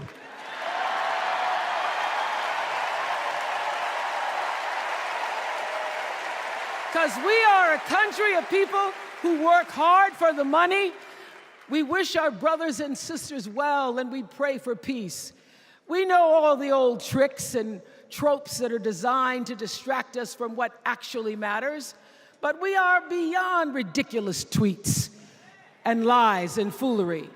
These are complicated times, people, and they require adult conversation. And I welcome those conversations because civilized debate is vital to democracy, and it is the best of America. Now, over the last couple of nights, we have all seen brave people walk onto this stage and share their most private pain. Amanda and Josh, Caitlin, Hadley, they told us their stories of rape and incest and near-death experiences from having the state deny them the abortion that their doctor explained was medically necessary. And they've told us these things for one reason, and that is to keep what happened to them from happening to anybody else. Because if you do not have autonomy over this, if you cannot control when and how you choose to bring your children into this world and how they are raised and supported, there is no American dream.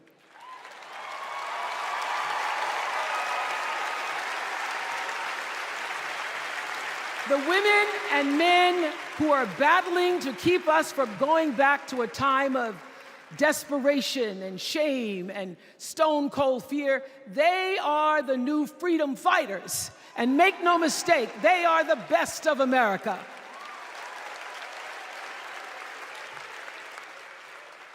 I want to talk now about somebody who's not with us tonight. Tessie Prevost Williams was born in New Orleans not long after the Supreme Court ruled that segregated public schools were unconstitutional. That was in 1954, same year I was born. But I didn't have to head to first grade at the all-white McDonough 19 school with a U.S. Marshal by my side like Tessie did. And when I got to school, the building wasn't empty like it was for Tessie. You see, rather than allowing McDonough to be integrated, parents pulled their kids out of the school, leaving only Tessie and two other little black girls, Gail Etienne and Leona Tate, to sit in a classroom with the windows papered over to block snipers from attacking their 6-year-old bodies. Tessie passed away 6 weeks ago. And I tell this story to honor her tonight because she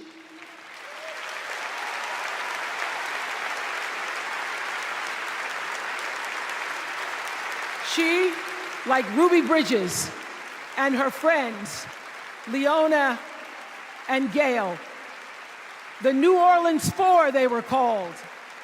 They broke barriers and they paid dearly for it. But it was the grace and guts and courage of women like Tessie Prevost Williams that paved the way for another young girl who 9 years later became part of the second class to integrate the public schools in Berkeley, California. And it seems to me that at school and at home, somebody did a beautiful job of showing this young girl how to challenge the people at the top and empower the people at the bottom. They showed her how to look at the world and see not just what is, but what can be. They instilled in her a passion for justice and freedom and the glorious fighting spirit necessary to pursue that passion. And soon, and very soon,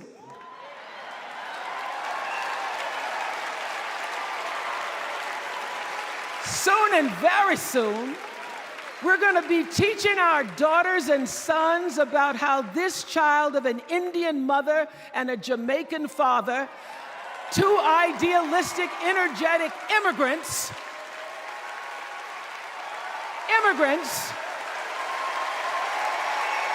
how this child grew up to become the 47th President of the United States. That is the best of America.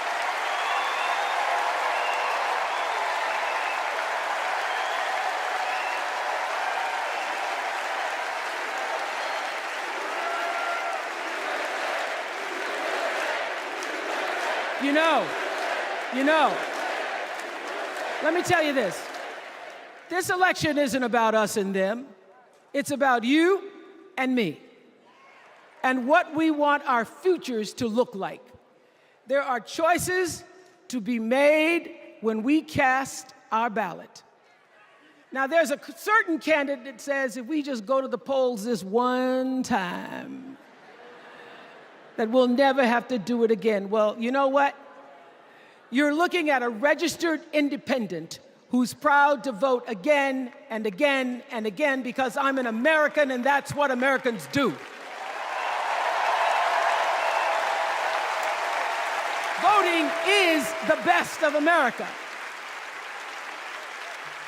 And I have always, since I was eligible to vote, I've always voted my values. And that is what is needed in this election now more than ever. So I'm calling on all you independents and all you undecideds. You know this is true. You know I'm telling you the truth, that values and character matter most of all. In leadership and in life. And more than anything, you know this is true, that decency and respect are on the ballot in 2024.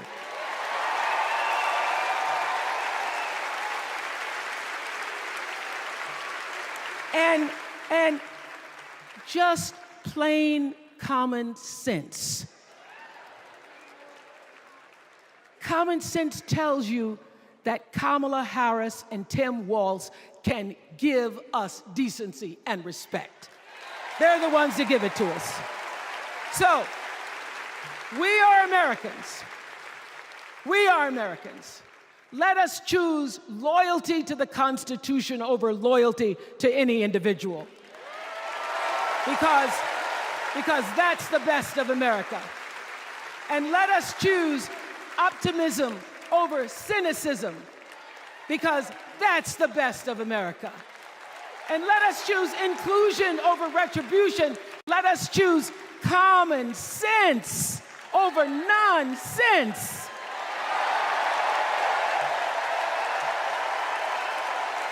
Because that's the best of America.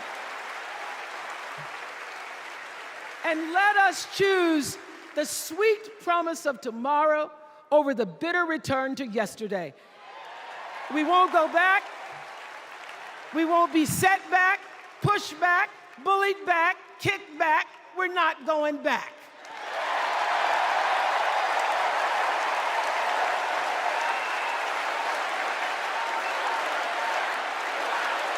Not going back.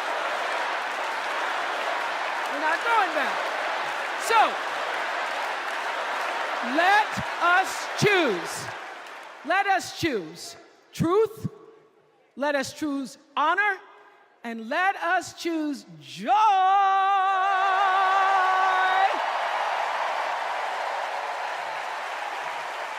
Because that's the best of America. But more than anything else, let us choose freedom. Why? Because that's the best of America. We're all Americans, and together, let's all choose Kamala Harris.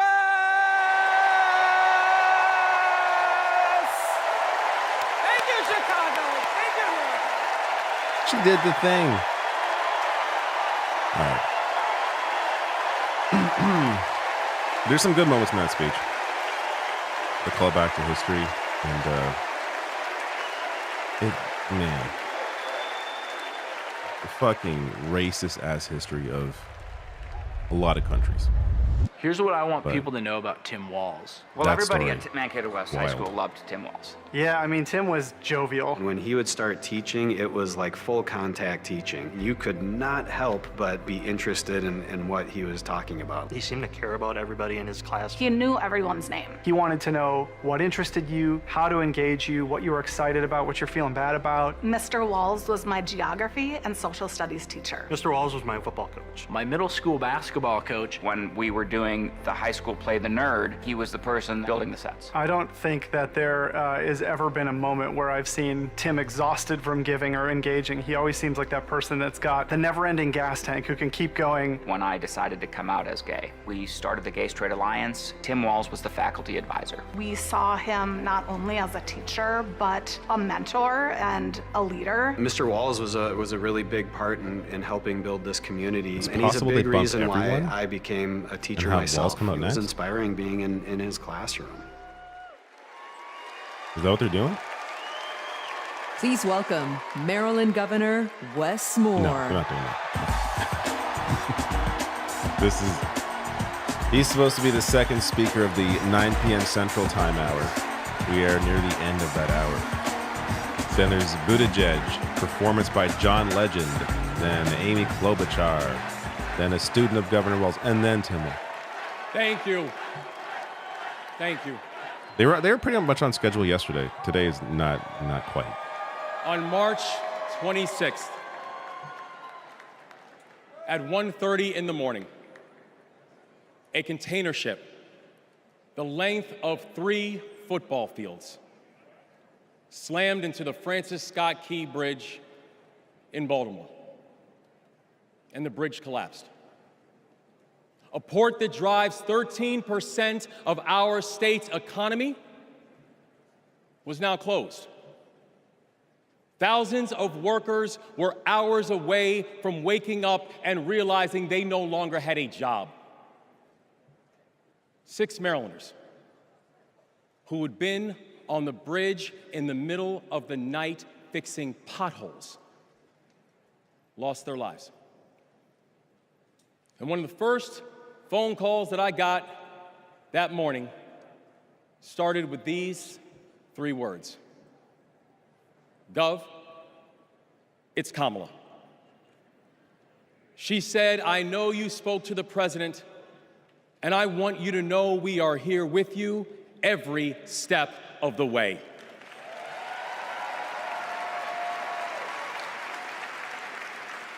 Now, I joined the Army when I was 17. In fact, I was too young to sign the paperwork. I had to ask my mom to sign the paperwork for me because I don't have bone spurs.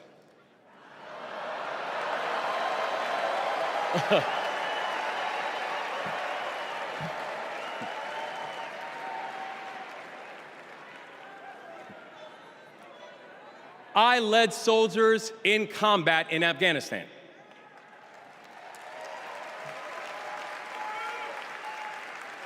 And my training taught me that you never learn anything about anybody when times are easy. You learn everything you need to know about somebody when times are hard and when the temperature gets turned up. And America, I saw that Kamala Harris is the right one to lead in this moment firsthand.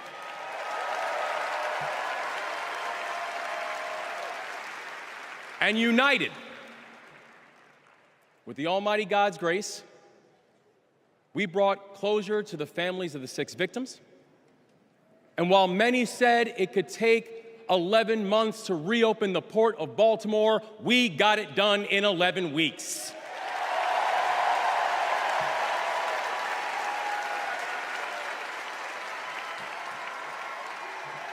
Because that is the story of America. We are a nation of patriots who serve when the mission is hard and who serve when the destination is uncertain. And I know our history is imperfect.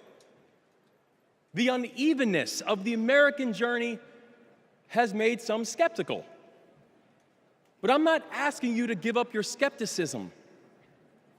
I just want that skepticism to be your companion and not your captor.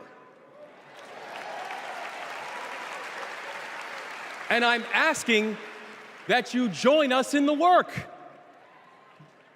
Because making America great doesn't mean telling people you're not wanted. And loving your country does not mean lying about its history.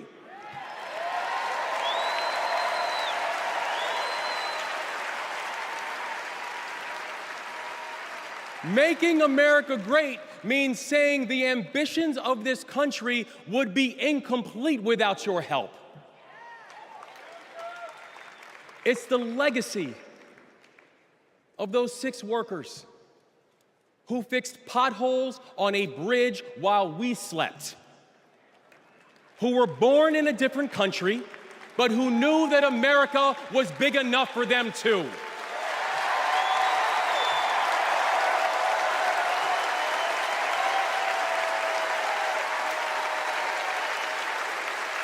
It's the journey.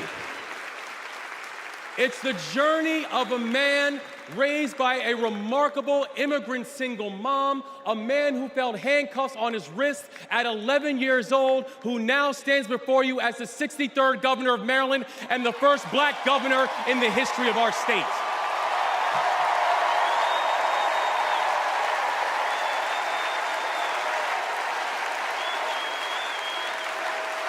I feel like this is a good speech. Just at some point, they all begin to run together. Story. This is day 3 now. It's the story of a prosecutor who defended our freedoms and had Maryland's back when we needed it most. And now, MVP, we've got your back as well.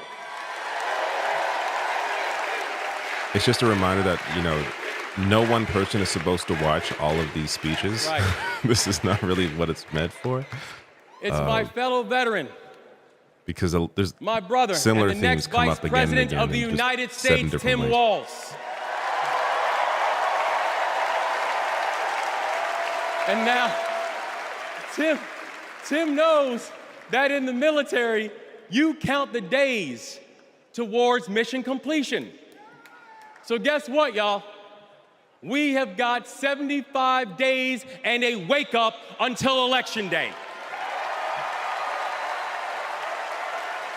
75 days and a wake-up for us to prove what Americans can do when the pressure is on. It was an odd camera shot. 75 days and a wake-up for us to show that true patriots do not whine and complain. We put our heads down and we get to work.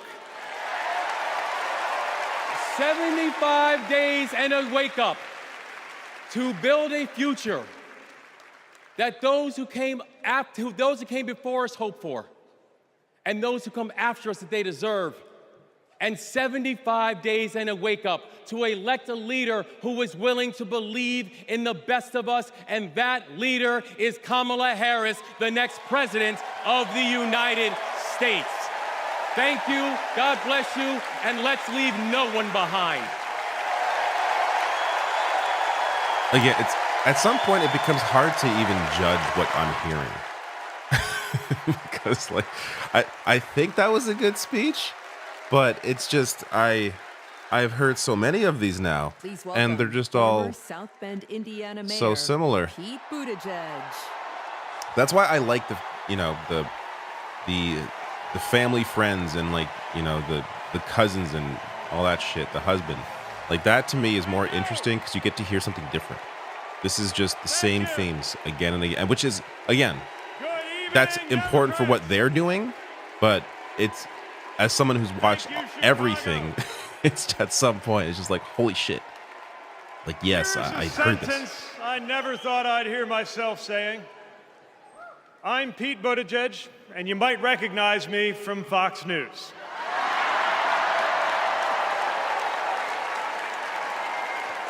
That's a good line. I believe in going anywhere, in service of a good cause, and friends, we gather in a very good cause, electing Kamala Harris and Tim Walz, the next president and vice president of the United States.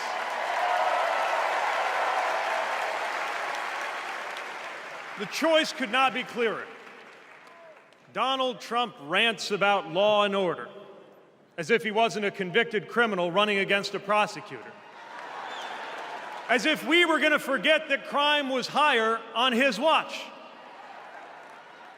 Talks about the forgotten man, hoping we'll forget that the only economic promise that he actually kept was to cut taxes for the rich. That is true. Yes. And don't correct. even get me started on his new running mate. Please go on. There hasn't been much J.D. Vance talk at these speeches. At least Mike Pence was polite. J.D. Vance is one of those guys who thinks if you don't live the life that he has in mind for you, then you don't count. Someone who said that if you don't have kids, you have, quote, no physical commitment to the future of this country. Which is an insane thing for J.D. Vance to say. You know, completely insane. Senator, when I deployed to Afghanistan, I didn't have kids then. Many of the men and women who went outside the wire with me didn't have kids either. But let me tell you, our commitment to the future of this country was pretty damn physical. It really showcases the Republican mindset of just like whatever personally impacts me is the only thing I can care about. Like your brains are broken. Choosing a guy like J.D. Vance to be America's next vice president sends a message. And the message is that they are doubling down on negativity and grievance. Committing to a concept of campaigning best summed up in one word: darkness. Darkness is what they are selling. The thing is, I just don't believe that America today is in the market for darkness. Some people are. I believe America is ready for a better kind of politics. Yes, politics at its worst can be ugly, crushing, demeaning, but it doesn't have to be. At its best, politics can be empowering, uplifting. It can even be a kind of soulcraft. My faith teaches me that the world isn't made up of good people and bad people, but rather that each of us is capable of good and bad things. And I believe leaders matter because of what they bring out in each of us, the good or the bad. Right now, the other side is appealing to what is smallest within you. They're telling you that greatness comes from going back to the past. They're telling you that anyone different from you is a threat. They're telling you that your neighbor or nephew or daughter who disagrees with you politically isn't just wrong, but is now the enemy. I believe in a better politics, one that finds us at our most decent and open and brave. The kind of politics that Kamala Harris and Tim Walz are offering. And as you have felt these many days, that kind of politics also just feels better to be part of. There is joy in it, as well as power. And if all of that sounds naive, let me insist that I have come to this view not by way of idealism, but by way of experience. Not just the experience of my unlikely career. Someone like me serving in Indiana, serving in Washington, serving in uniform. I'm thinking of something much more basic. I'm thinking of dinner time at our house in Michigan. When the dog is barking and the air fryer is beeping and the mac and cheese is boiling over, and it feels like all the political negotiating experience in the world is not enough for me to get our 3-year-old son and our 3-year-old daughter to just wash their hands and sit at the table. I can relate to this. It's the part of our day when politics seems the most distant. And yet the makeup of our kitchen table, the existence of my family, is just one example of something that was literally impossible as recently as 25 years ago, when an anxious teenager growing up in Indiana wondered if he would ever find belonging in this world.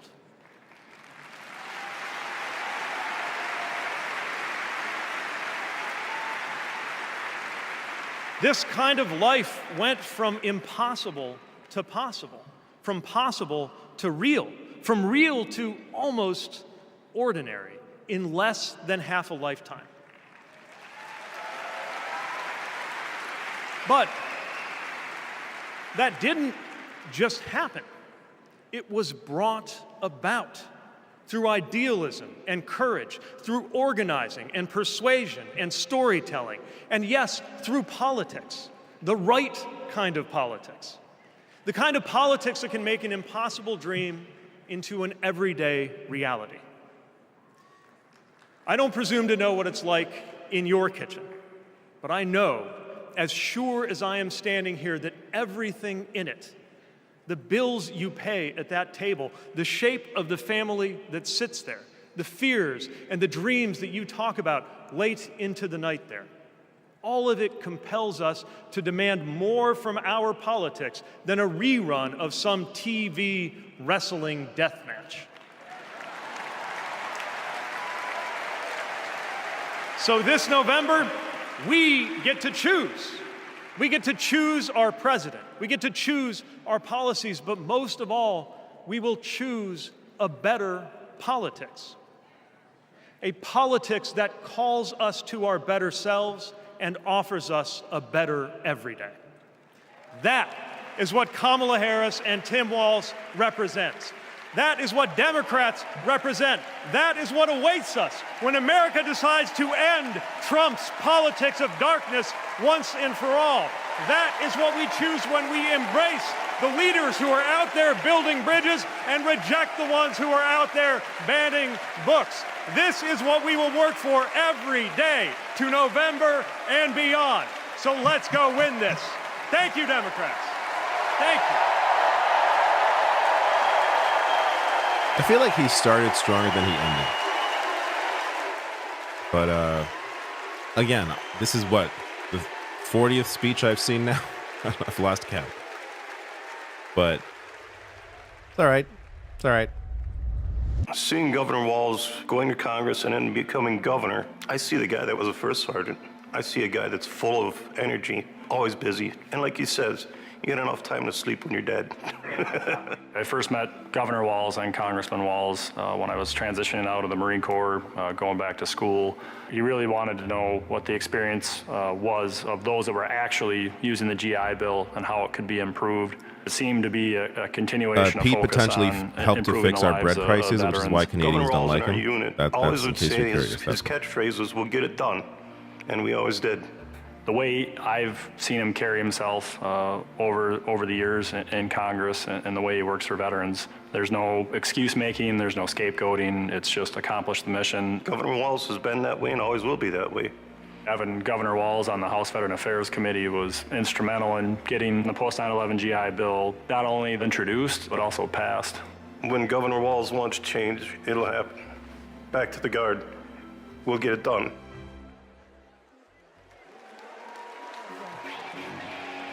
Please welcome EGOT-winning, multi-platinum artist and activist, John Legend, and Queen of Percussion, Sheila E. I probably can't play a whole song. If you want to hear this, you can go find the real stream. You can chat. I'll put a little lower for now.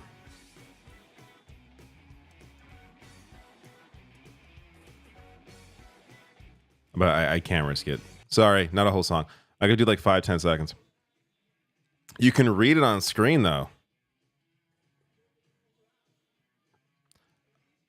To be honest, I'm not really feeling it anyway, so sorry. It's all good. Some chats. What are you guys saying there?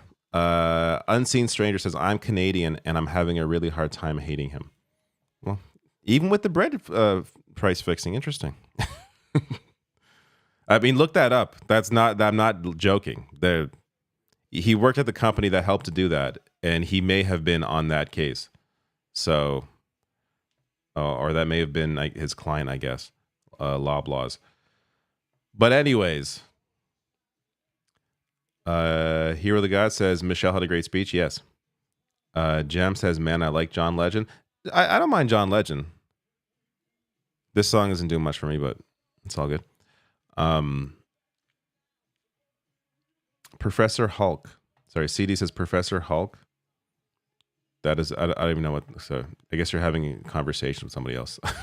There's no point reading that. David can sing instead, says Britt. Yes, I can. They're doing Prince. That's according to Jeff. Well, if it was Prince, that's a different situation. But covering Prince is not quite the same as Prince, which of course is impossible right now. But if that was possible, I would prefer that. Let's see here. Larissa says Michelle's speech was amazing as always, and she eviscerated Trump. I feel like I still prefer Doug Emhoff's speech just because it's a different kind of vibe. But Michelle Obama's speech I think was really good. I'd put her in second best of last night. But her, yeah, the way that she went after Trump in a, it wasn't so direct. It was more about like, a man who like has no obstacles in his life, is super wealthy, gets everything he ever wants, or like cheats his way to the top. Like she did a really good job sort of putting him in this box that is definitely separate from the experience of the vast majority of people, and showcasing how he is simply not like the rest of us. I thought she did a really good job doing that. It is over.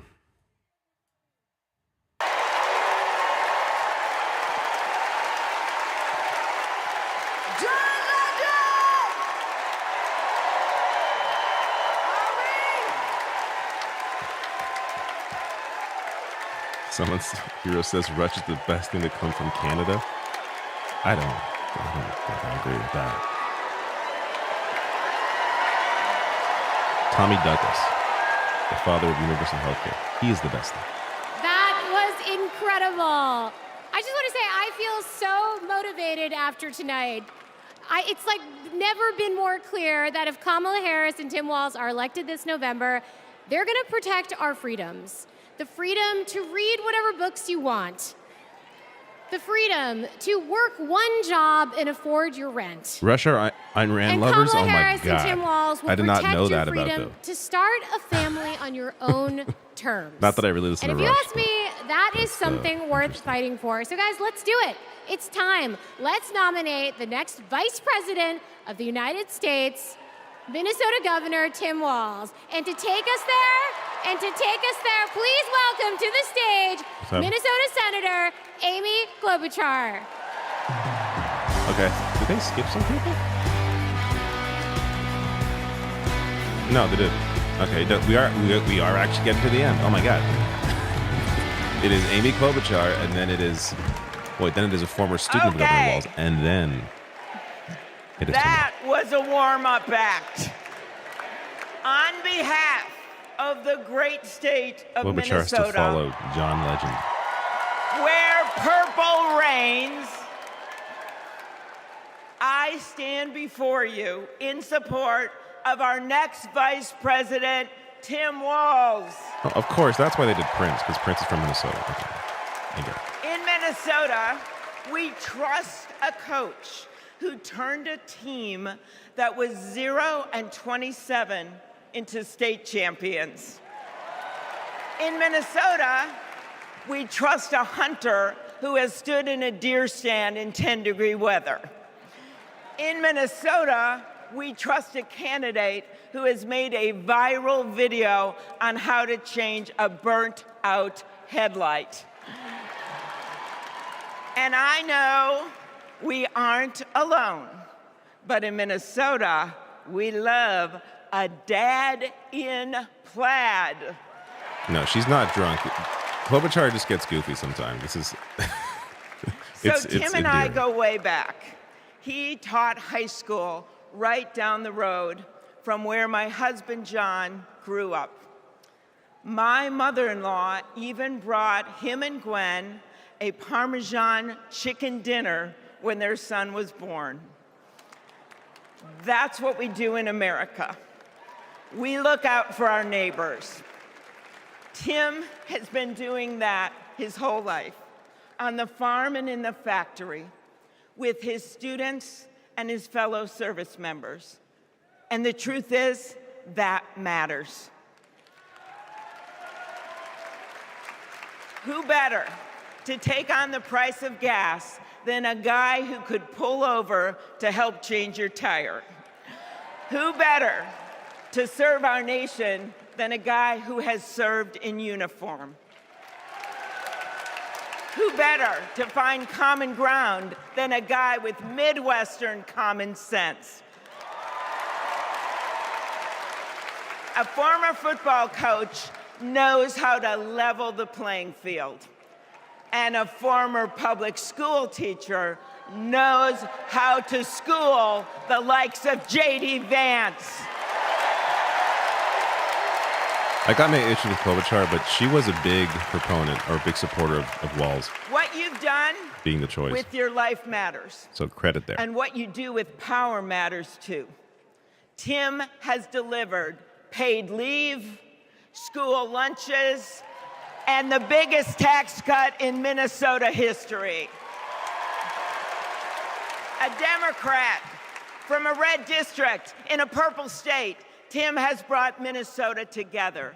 And together with Vice President Kamala Harris, I know he will do the same for our nation. America, there is so much that we share, so much that connects us.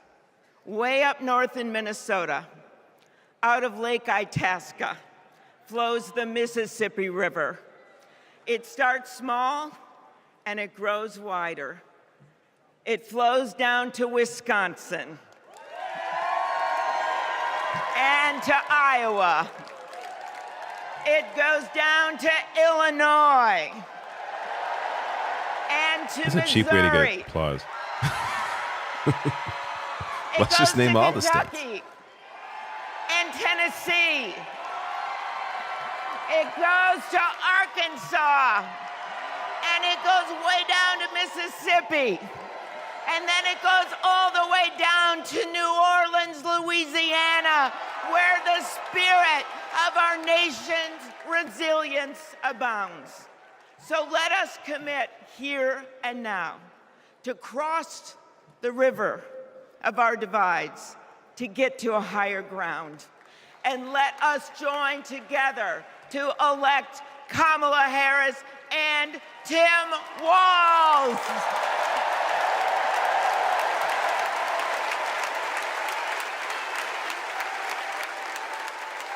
Why can't somebody be happy without people thinking they're drunk? Like, she's just happy. I don't think she's drunk. Have you been around drunk people? Please welcome Ben That's Ingman not from drunk. Minnesota.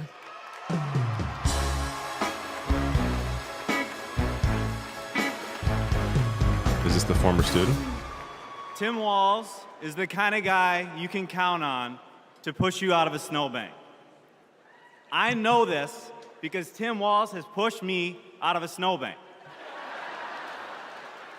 I grew up next door to the Walzes in Mankato. Mr. Walz was also my geography teacher and my coach. Not for high school football, but for 7th grade basketball and track. So what was a high school football coach doing, coaching 7th grade basketball and track? Well, there was a kid in the high school who couldn't afford to pay for lunch, and he ran up a lot of debt. And Tim and Gwen decided they'd help pay it off. They started calling around the district to see if there were any positions they could fill to make a little extra money, and that's how he wound up coaching us 7th graders. That's right.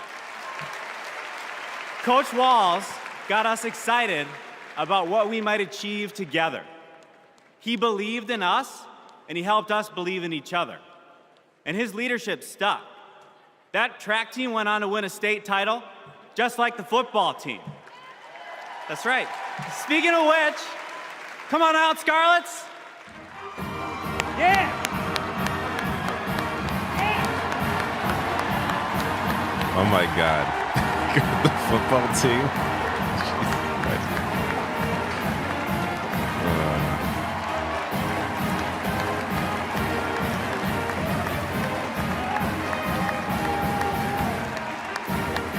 Yeah, someone's saying they blew it. The East Coast is not going to hear this. They really should have kept with a good schedule for tonight. They really this is, people are going to bed. Whatever, they'll see clips tomorrow. Are people really I don't know, really staying up to watch this anyways? I should be clear, the ones that need to hear it, I don't think so. We'll see clips.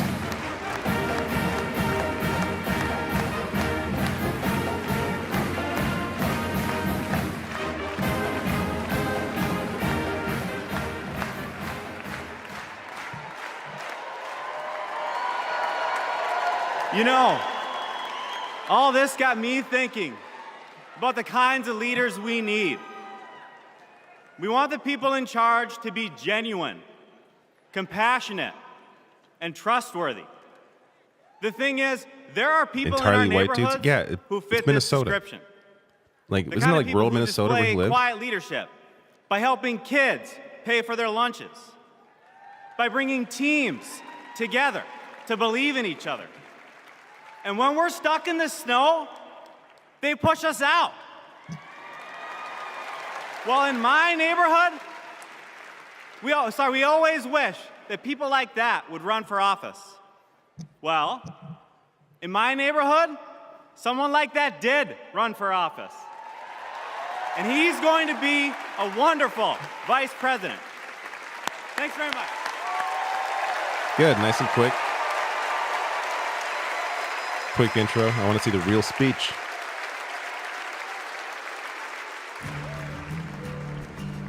It'll likely be very similar to in his the usual wide speech. open spaces. Because We this are is supposed to be the reminded of the introduction values we of him to, share. like, everybody. A commitment to community, country, and standing up for what's right. Tim Walz grew up in a small town in Nebraska where he spent summers working the family farm. There were just 24 students in his graduating class. His dad served during the Korean War, and that meant a lot to Tim. So he enlisted right after his 17th birthday and served 24 years in the National Guard, rising to Command Sergeant Major. Tim went to college on the GI Bill and became a social studies teacher. That's where Tim and I met. We shared a classroom with a divider right down the middle. His classroom was a lot louder than mine, but I could hear how engaged his students were. Tim taught for over 15 years, and he coached football, helping lead the team to a state championship after 0 wins just a few years before. Tim taught them how to believe in themselves and that we're all in this together. When one of our students started the school's Gay Straight Alliance, Tim agreed to serve as faculty advisor because he knew how impactful it would be to have a football coach involved.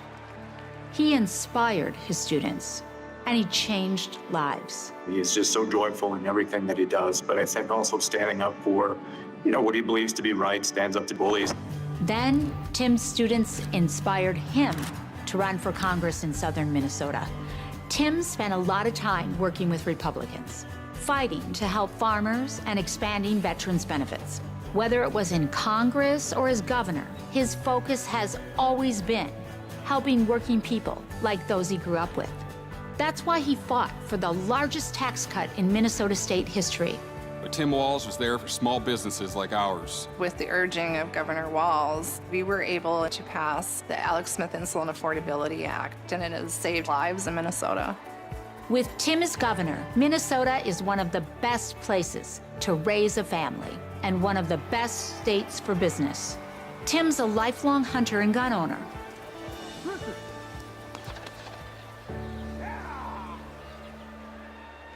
But after the Sandy Hook school shooting, he knew that we had to do something.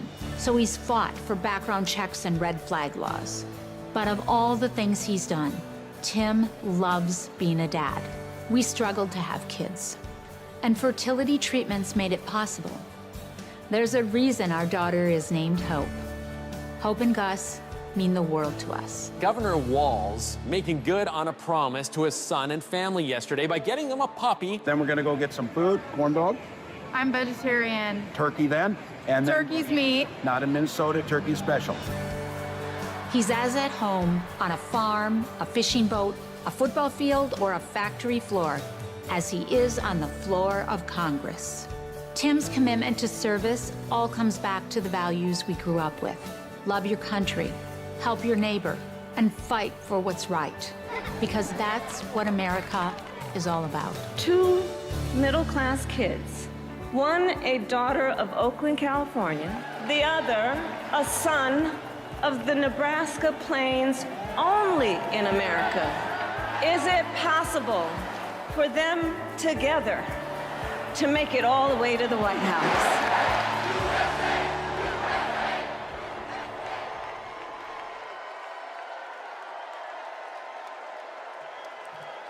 Please welcome the Democratic nominee for Vice President, Governor Tim Walz. What's the song going to be?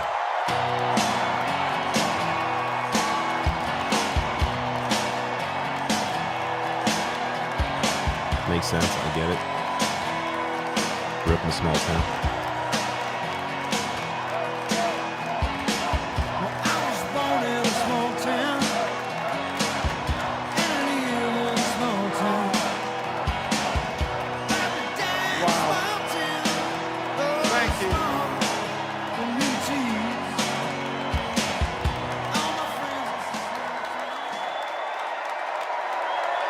Thank you.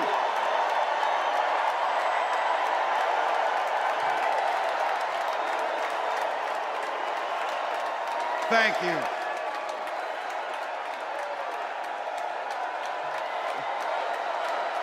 I'm locked in for this speech. Though it's going to be, if you've been following this guy since the beginning, it's probably going to. Thank you. I assume go over a lot of the same themes. Thank you, first of all. It's not going to be all new. To Vice President Harris. It wouldn't make sense. Thanks for putting your trust in me and for inviting me to be part of this incredible campaign. And a thank you to President Joe Biden for 4 years of strong, historic leadership.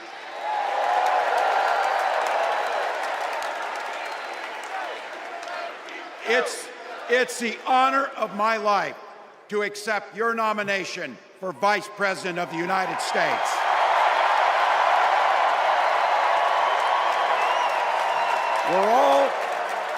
We're all here tonight for one beautiful, simple reason. We love this country. So thank you to all of you here in Chicago and all of you watching at home tonight. Thank you for your passion. Thank you for your determination. And most of all, thank you for bringing the joy to this fight.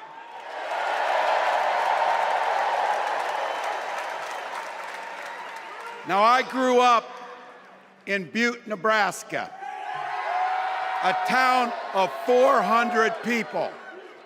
I had 24 kids in my high school class, and none of them went to Yale. But I'll tell you what, growing up in a small town like that, you learn how to take care of each other. That family down the road, they may not think like you do. They may not pray like you do. They may not love like you do, but they're your neighbors. And you look out for them, and they look out for you. Everybody belongs, and everybody has a responsibility to contribute. For me, it was serving in the Army National Guard. I joined up 2 days after my 17th birthday, and I proudly wore our nation's uniform for 24 years. My dad, a Korean War era Army veteran, died of lung cancer a couple years later.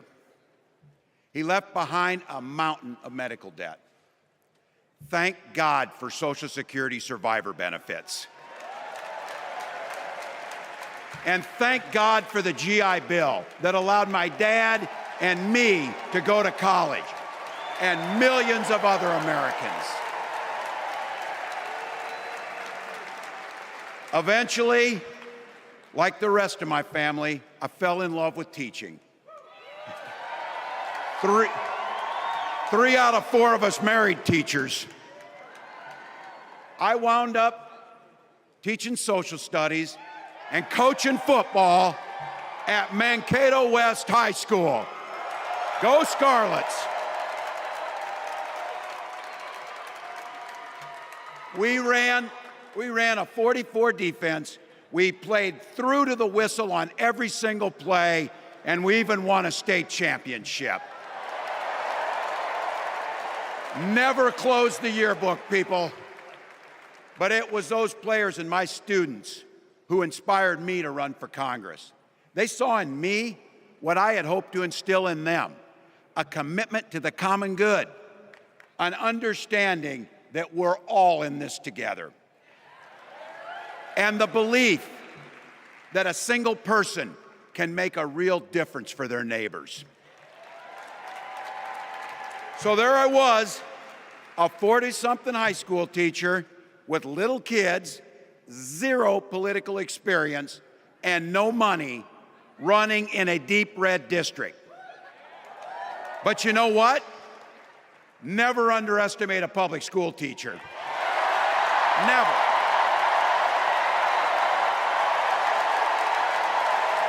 I represented my neighbors in Congress for 12 years, and I learned an awful lot. I learned how to work across the aisle on issues like growing the rural economies and taking care of veterans. And I learned how to compromise without compromising my values. Then I came back to serve as governor, and we got right to work, making a difference in our neighbors' lives. We cut taxes for the middle class. We passed paid family and medical leave. We invested in fighting crime and affordable housing. We cut the cost of prescription drugs and helped people escape the kind of medical debt that nearly sank my family. And we made sure that every kid in our state gets breakfast and lunch every day. This is just common sense, So good while policy. other states were banning books from their schools, we were banishing hunger from ours.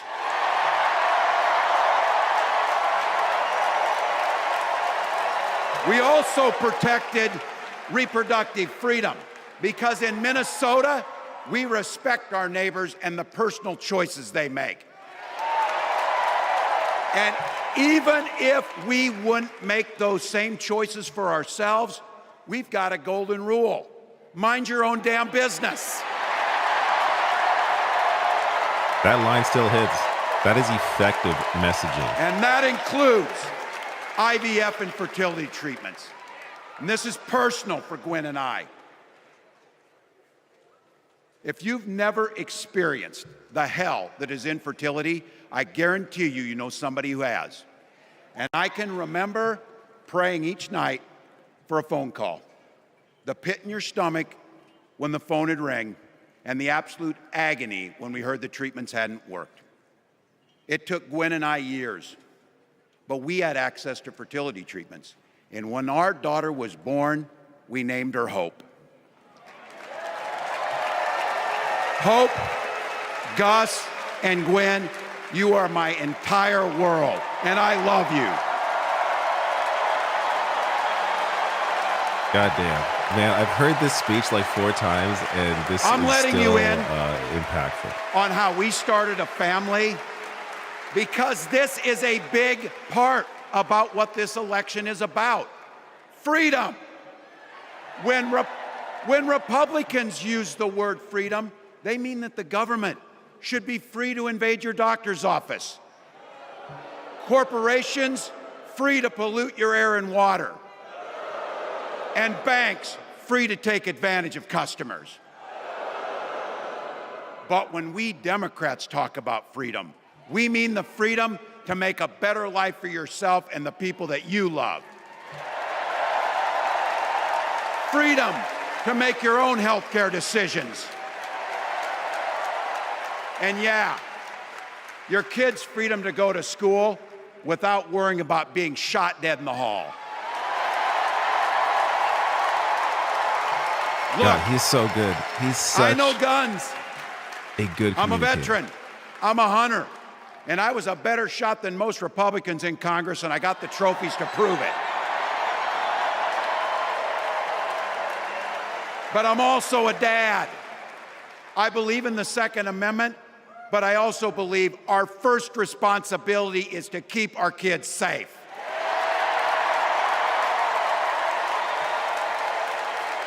That's what this is all about. The responsibility we have to our kids, to each other, and to the future that we're building together, in which everyone is free to build the kind of life they want.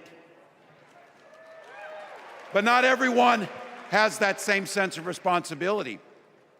Some folks just don't understand what it takes to be a good neighbor. Take Donald Trump and J.D. Vance.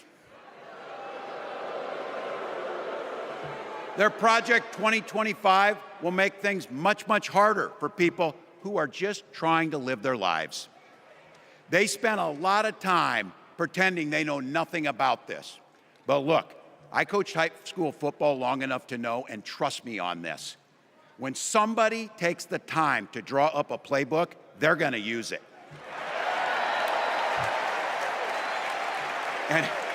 And we know if these guys get back in the White House, they'll start jacking up the costs on the middle class, they'll repeal the Affordable Care Act, they'll gut Social Security and Medicare, and they will ban abortion across this country, with or without Congress. Here's the thing, it's an agenda nobody asked for. It's an agenda that serves nobody except the richest and the most extreme amongst us. And it's an agenda that does nothing for our neighbors in need. Is it weird? Absolutely. Absolutely.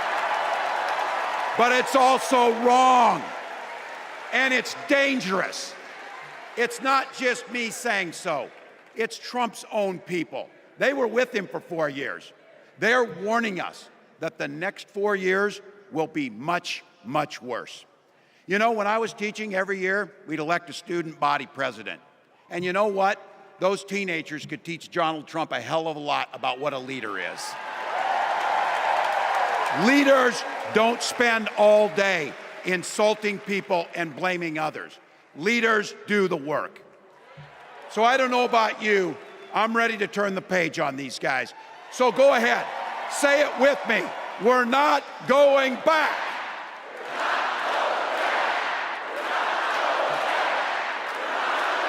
We've got something better to offer the American people. It starts with our candidate, Kamala Harris. From her first day as a prosecutor, as a district attorney, as an attorney general, as a United States senator, and then our vice president, she's fought on the side of the American people. She's taken on the predators and fraudsters. She's taken down the transnational gangs, and she stood up to powerful corporate interests. She has never hesitated to reach across that aisle if it meant improving your lives. And she's always done it with energy, with passion, and with joy. Folks, we've got a chance to make Kamala Harris the next president of the United States.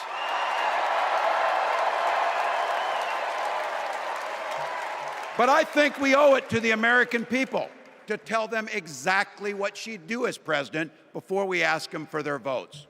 So here, this is the part, clip and save it and send it to your undecided relatives so they know.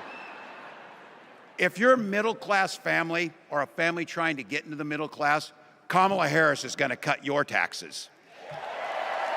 If you're getting squeezed by prescription drug prices, Kamala Harris is going to take on Big Pharma.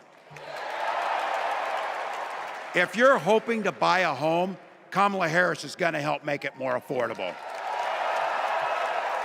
And no matter who you are, Kamala Harris is going to stand up and fight for your freedom to live the life that you want to lead.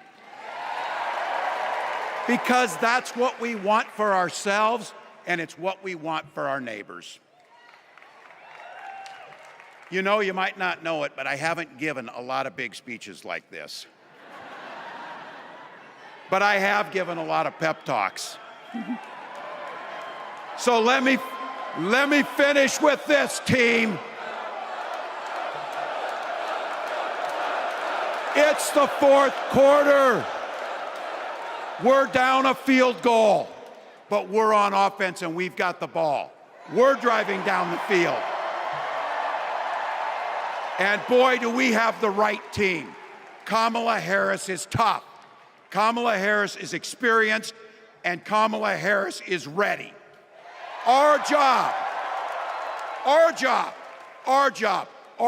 for everyone watching is to get in the trenches and do the blocking and tackling. 1 inch at a time, 1 yard at a time, 1 phone call at a time, 1 door knock at a time, 1 $5 donation at a time. Look, we got 76 days. That's nothing. There'll be time to sleep when you're dead. We're going to leave it on the field. That's how we'll keep moving forward. That's how we'll turn the page on Donald Trump. That's how we'll build a country where workers come first. Healthcare and housing are human rights. And the government stays the hell out of your bedroom.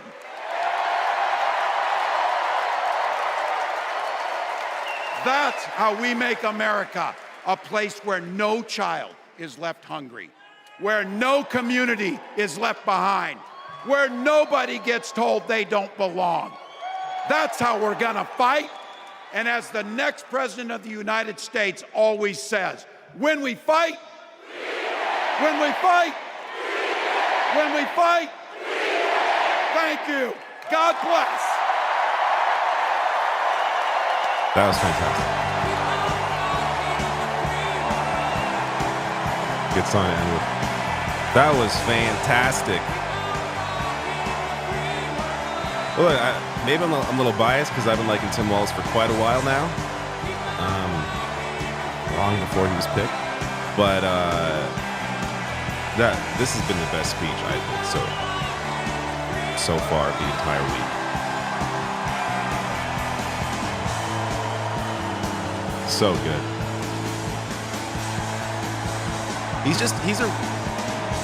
He's a real person. This is why the speech is so effective, because this is a guy, his net worth is less than the average American's. Do you know how rare it is to have a politician reach this level with a net worth less than the average American? Now, sure, he's, Minnesota, so cost of living probably isn't as high as some states. But it's wild. Not to mention, this is a guy who lived a whole career before he got into politics, veteran, high school teacher. That connection to real people that he clearly continued since getting into Congress, where Rahm Emanuel, the horrible Rahm Emanuel of the DNC at the time, did not want him running because Tim Walz was not able to fundraise. He didn't have wealthy fundraising connections, but he ran anyways and won in that deep red district because of his connection to the community. And this is also somebody who voted for the Affordable Care Act in a rural district. And while all Democrats, not all, but a lot of them were losing their seats after passing Obamacare because of all the BS in the media about it, and from the right, obviously. A lot of Democrats were losing their seats. He was able to keep his seat. He still won while the rest were getting wiped out in, again, a rural district. You could not pick a better vice president. Kamala Harris did such a good job with this choice. It also showcases how she is not just listening to whatever, moneyed forces are going to be around her, and those will be around her, and those will influence her, as they do anyone in that kind of position. And we should criticize that, and we will criticize that. But we have to acknowledge this incredible decision that she made to pick Tim Walz as the vice president.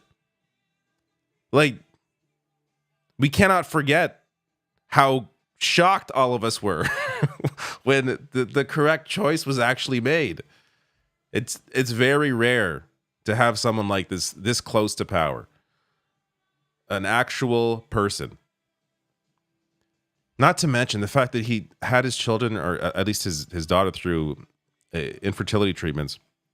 And you have J.D. Vance, who voted against IVF, protecting IVF.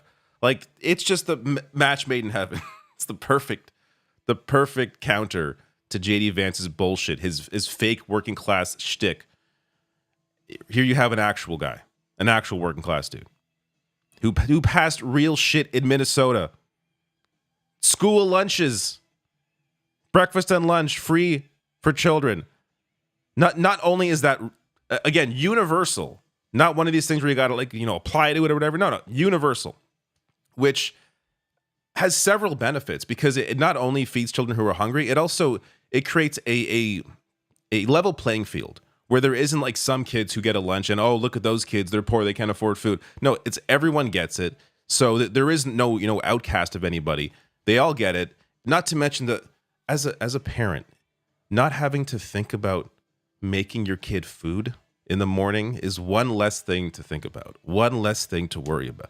Just, there are so many benefits to a policy like that. This is the guy that passed that with a 1-seat majority. Not to mention a whole litany of other issues that I've discussed in the past that I'm forgetting now because there's so many of them. If you look up Tim Walz's accomplishments in Minnesota as governor with a 1-seat majority, you will find them. It is an impressive list. Anyways, I'll get off my soapbox. I am just so impressed. I'm so impressed. This is a rare opportunity you have to actually vote for something. You don't often get that opportunity. All right, this music is still playing in my ear. I should turn this down for myself. All right, did I miss any super chats? Celeste is asking, will you be watching this with the rest of the Leftist Mafia podcast tomorrow? Yeah, so our podcast is scheduled on Thursdays at night at this time. So yes, that is the plan. I hope to God the stream doesn't mess up. The audio isn't too low. There's always an issue because we use StreamYard to stream it, where the audio tends to be a bit lower than it should. I'm going to see if I can find a way to fix that. But yeah, that's the plan, to stream with, I think Bender is still on vacation, so he won't be there. But me, Mike Figueredo, Lance, Rebecca, I believe will all be there. All right, let me grab some, what just happened? Let me grab, I think I may have or may have not missed a super chat. Let me see. I want to make sure I get all your super chats before I get out of here. Where was I?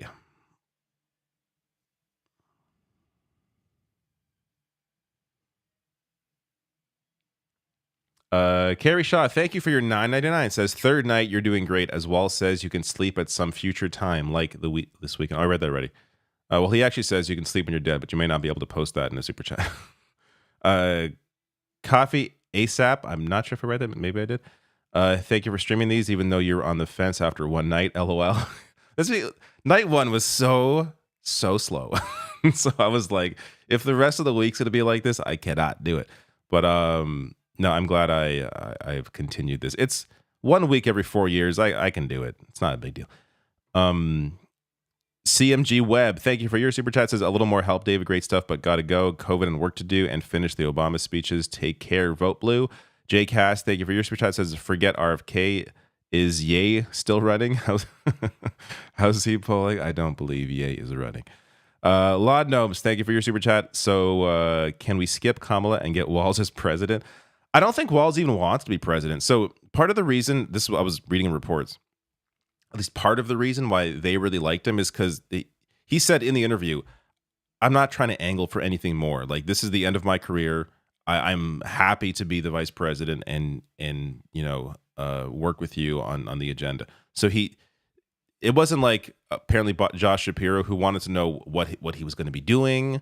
Like a lot of like, it sounded like he was more into using this as a platform for his future in the party.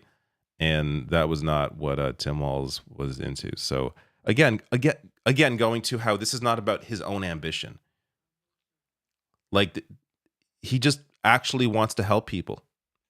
It's incredible. And Butterfly by the Creek, thank you for your super chat. Says thank you, David. Thank you. All right. I'm going to go. We will be back tomorrow, same time, probably, or I guess earlier. So the podcast normally starts at 8:30. So I guess we'll go then and probably start streaming the DNC at 9, depending on what speeches are happening. But that is the plan. See you all tomorrow. Hit like, hit subscribe, of course, please. And hit the bell notification icon so you know when things go live. And watch my other videos. I got stuff. I put out a video today on Tim Walz. Tim Walz has some wild favorability ratings in swing states. Go watch that video. It's a great video. I posted it today.